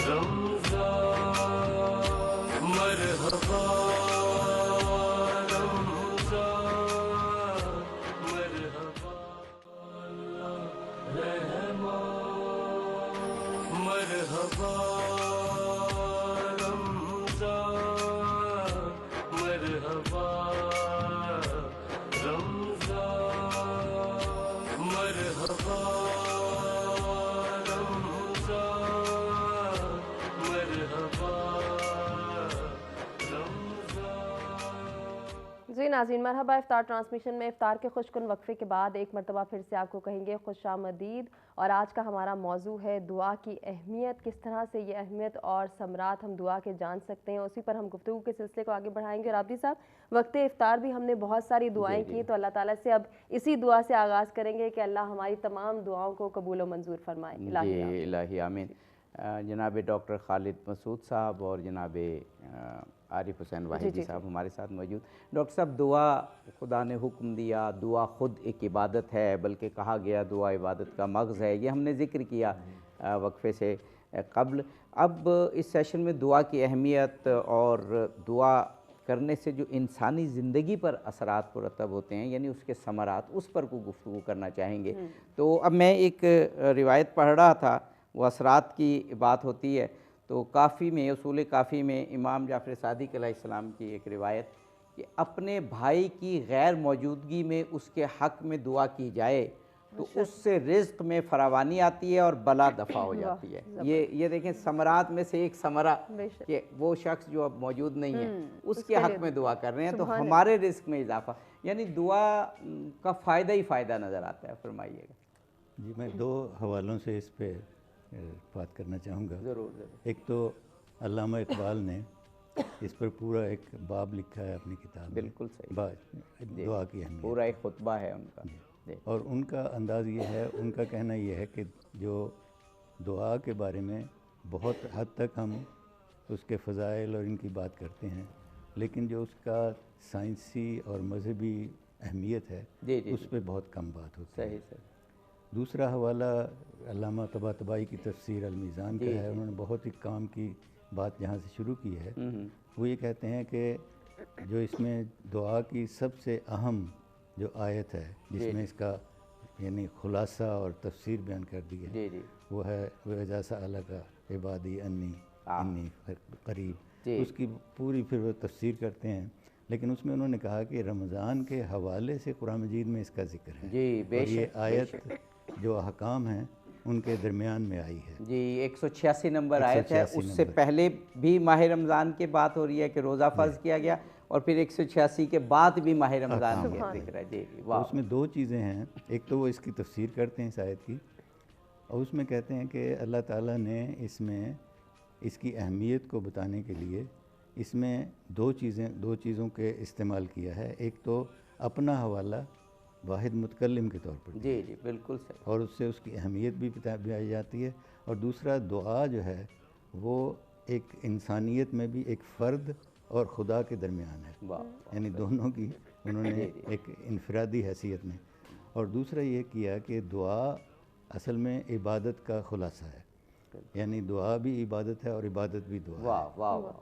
تو اس پہلوؤں سے وہ بات کرتے ہوئے پھر اس کے بہت سے اس کے جو اہمیت ہے دعا کی اس کی بات کرتے ہیں، اور اس میں سب سے بڑی جو بات ہے دونوں میں علامہ اقبال اور علامہ طباطبائی کی جو تفسیر میں انہی کا حوالہ دیں، باقی جگہ بھی سب جی جی وہ 2 بہت بڑی ٹاورنگ پرسنالٹی عالم اسلام کی، علامہ اقبال اور ادھر علامہ طباطبائی۔ آپ کو جو آپ ہم سے بہتر جانتے ہیں ایران میں علامہ ہر ایک کو نہیں کہا جاتا، وہ بہت ہی سلیکٹیو، تو علامہ کو علامہ طباطبائی کو علامہ کہا گیا۔ جی تو انہوں نے جو اس کا بیان کیا وہ ہے اصل میں فرد کی اہمیت پہ۔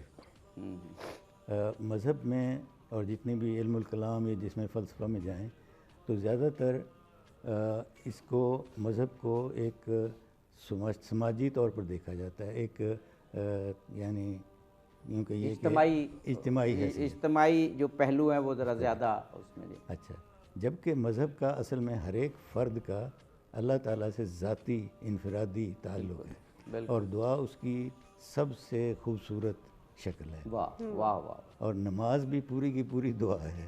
اچھا، تو اسی لیے ائمہ جو اہل بیت ہیں انہوں نے بھی اس کی اسی اہمیت کو کہ یہ اس کے لیے آداب ہیں، کیونکہ یہ اللہ تعالیٰ کے حضور میں آپ بات کر رہے ہیں، لیکن اللہ تعالیٰ اس کو دوسری طرف سے اللہ تعالیٰ اس کو ایسے بیان کر رہے ہیں اس بات کو، دعا کو، کہ جیسے یہ اللہ کے درمیان اور انسان کے درمیان ایک ذاتی تعلق ہے، بے شک بے شک، تو جس میں سب سے زیادہ قربت ہے، اور وہ انی قریب کا لفظ کہہ کے اور پھر انی کا لفظ اس میں انا کا لفظ پوری جو ہے نا اس کی بیان کرتے ہیں، یعنی اللہ تعالیٰ اس میں خود اپنے آپ کو بندے سے بہت قریب کر رہے ہیں، اور آپ نے صحیح کہا کہ وہ میں بندے کے قریب ہوں، میرے بندوں سے کہہ دو میں دعا سنتا ہوں، میں نے کہا ہے دعا کرو، یعنی یہ مسلسل بہت اہم پہلو آپ نے۔ اور ایک نقطہ جو یہاں جی ضرور ضرور، ایک نقطہ انہوں نے یہ کیا کہ دونوں میں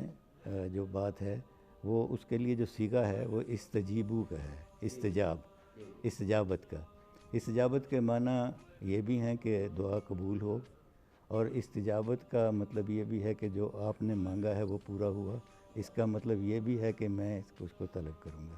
تو یہ دونوں صیغے انسان کی حیثیت سے بھی استعمال کیے ہیں قرآن مجید میں، اور اس آیت میں اللہ تعالیٰ نے یہ کہا ہے فَلْيَسْتَجِيبُوا لِي، کہ جو اللہ استجابت کرتا ہے وہ انسانوں کی نسبت سے بھی کہتے ہیں کہ جب تم دعا کرو تو پھر استجیبوا لی، یعنی میری طلب کرو اور میری اطاعت کرو اور میرے آداب کو پورا کرو۔ واہ سبحان اللہ سبحان اللہ۔ دعا کے حوالے سے خوبصورت بات اور دعا کے ثمرات پہ ہم بات کر رہے ہیں۔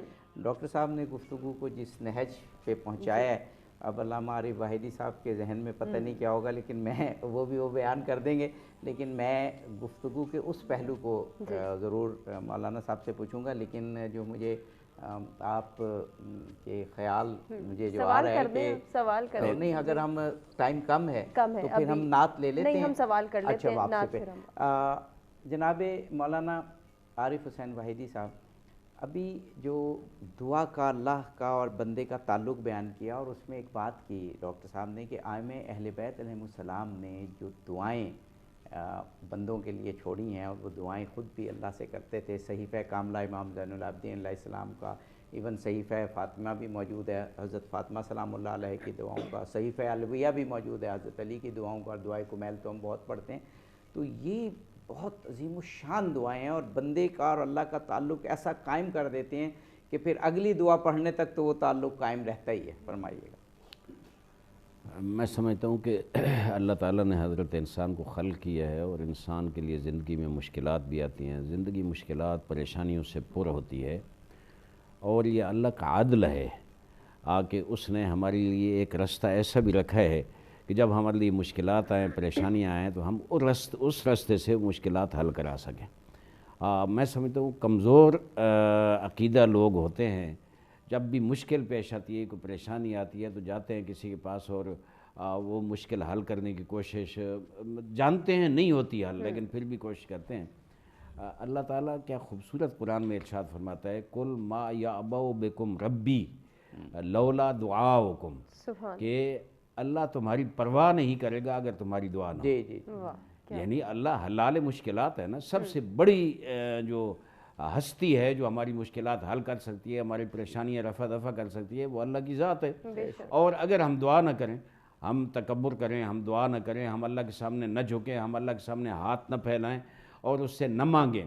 دیکھیں وہ ائمہ اہل بیت کی دعاؤں کا ذکر کیا، دعائے عرفہ، میدان عرفہ میں جو روز عرفہ کو امام حسین علیہ السلام نے وہاں سے روانہ ہوتے ہی پڑھی۔ ہم گفتگو کو یہی شروع کریں گے وقفے کے بعد۔ دعائے عرفہ ایک بہت عظیم الشان دعا، اس پہ ہم کنسنٹریٹ کریں گے انشاءاللہ وقفے کے بعد۔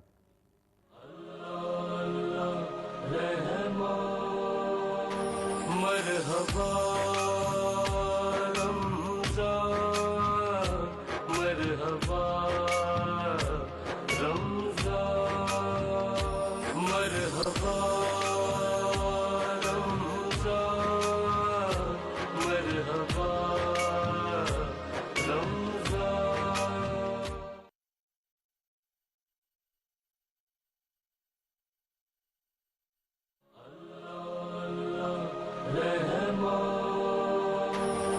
مرحبا رمضان، مرحبا رمضان، مرحبا رمضان،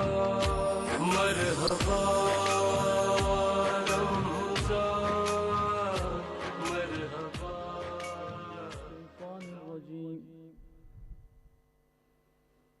بسم اللہ الرحمن الرحیم۔ آجو بھائی فور۔ افلا يتدبرون القرآن،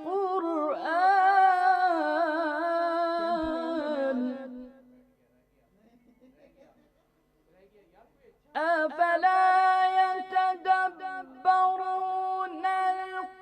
القرآن ولو كان من عند غير الله لوجدوا فيه اختلافا كثيرا۔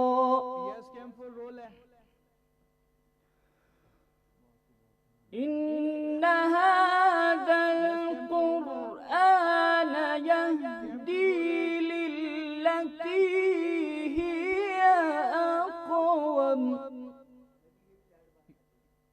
Yes, master. إن هذا القرآن يهدي للتي هي أقوم ويبشر المؤمنين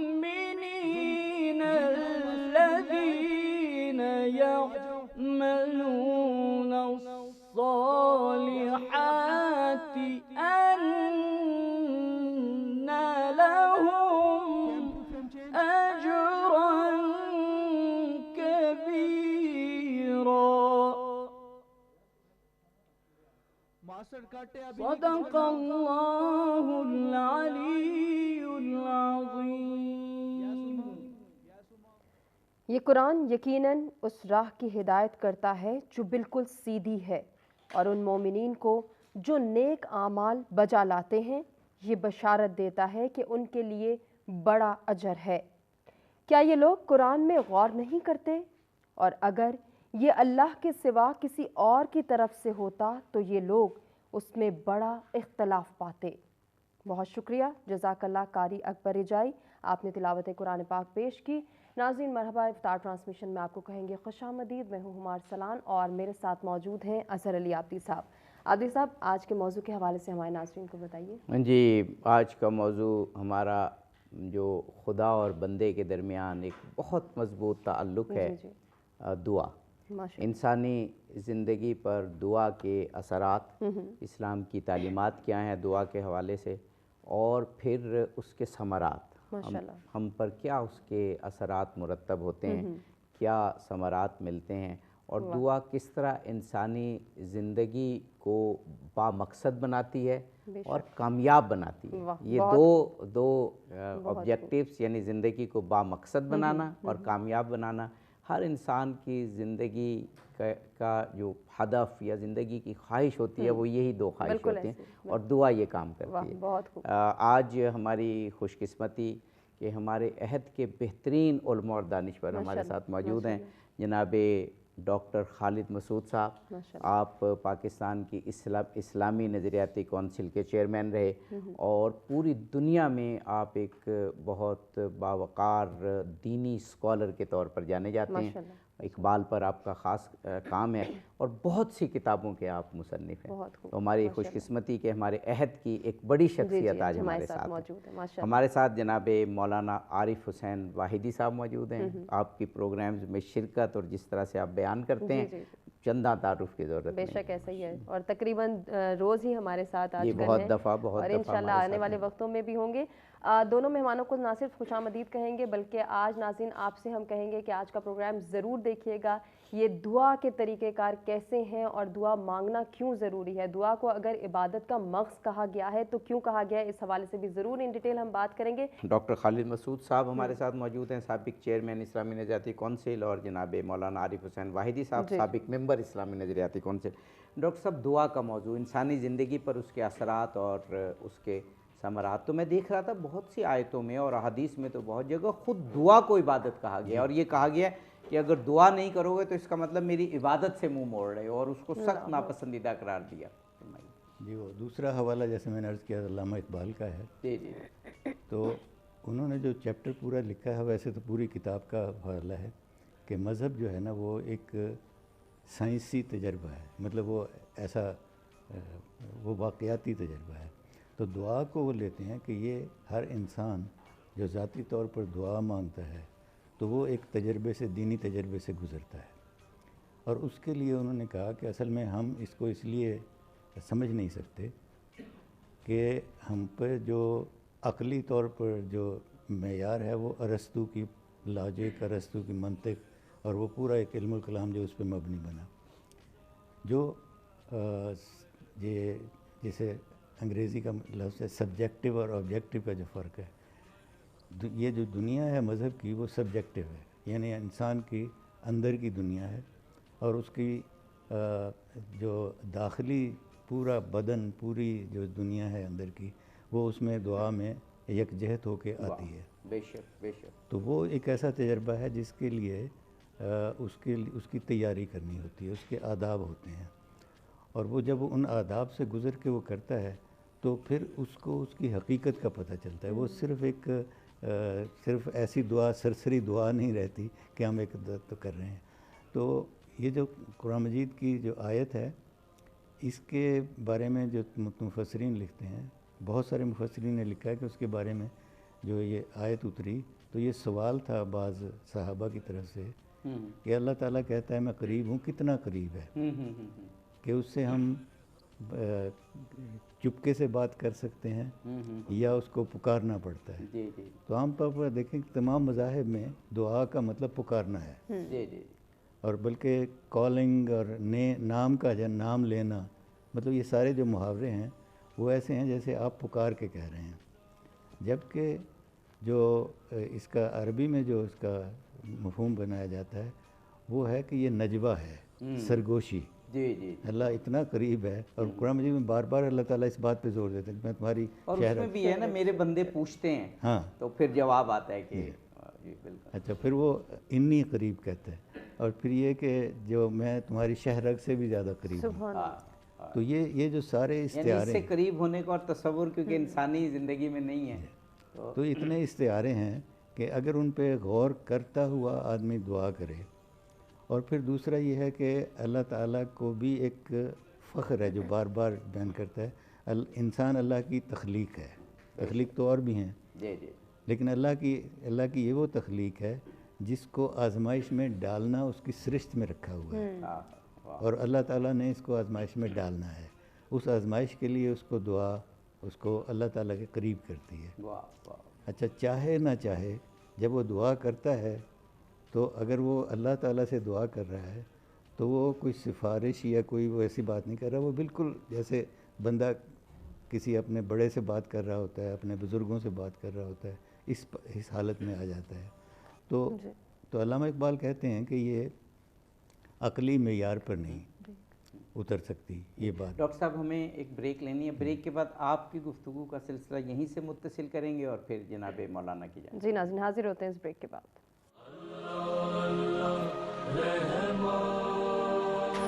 مرحبا رمضان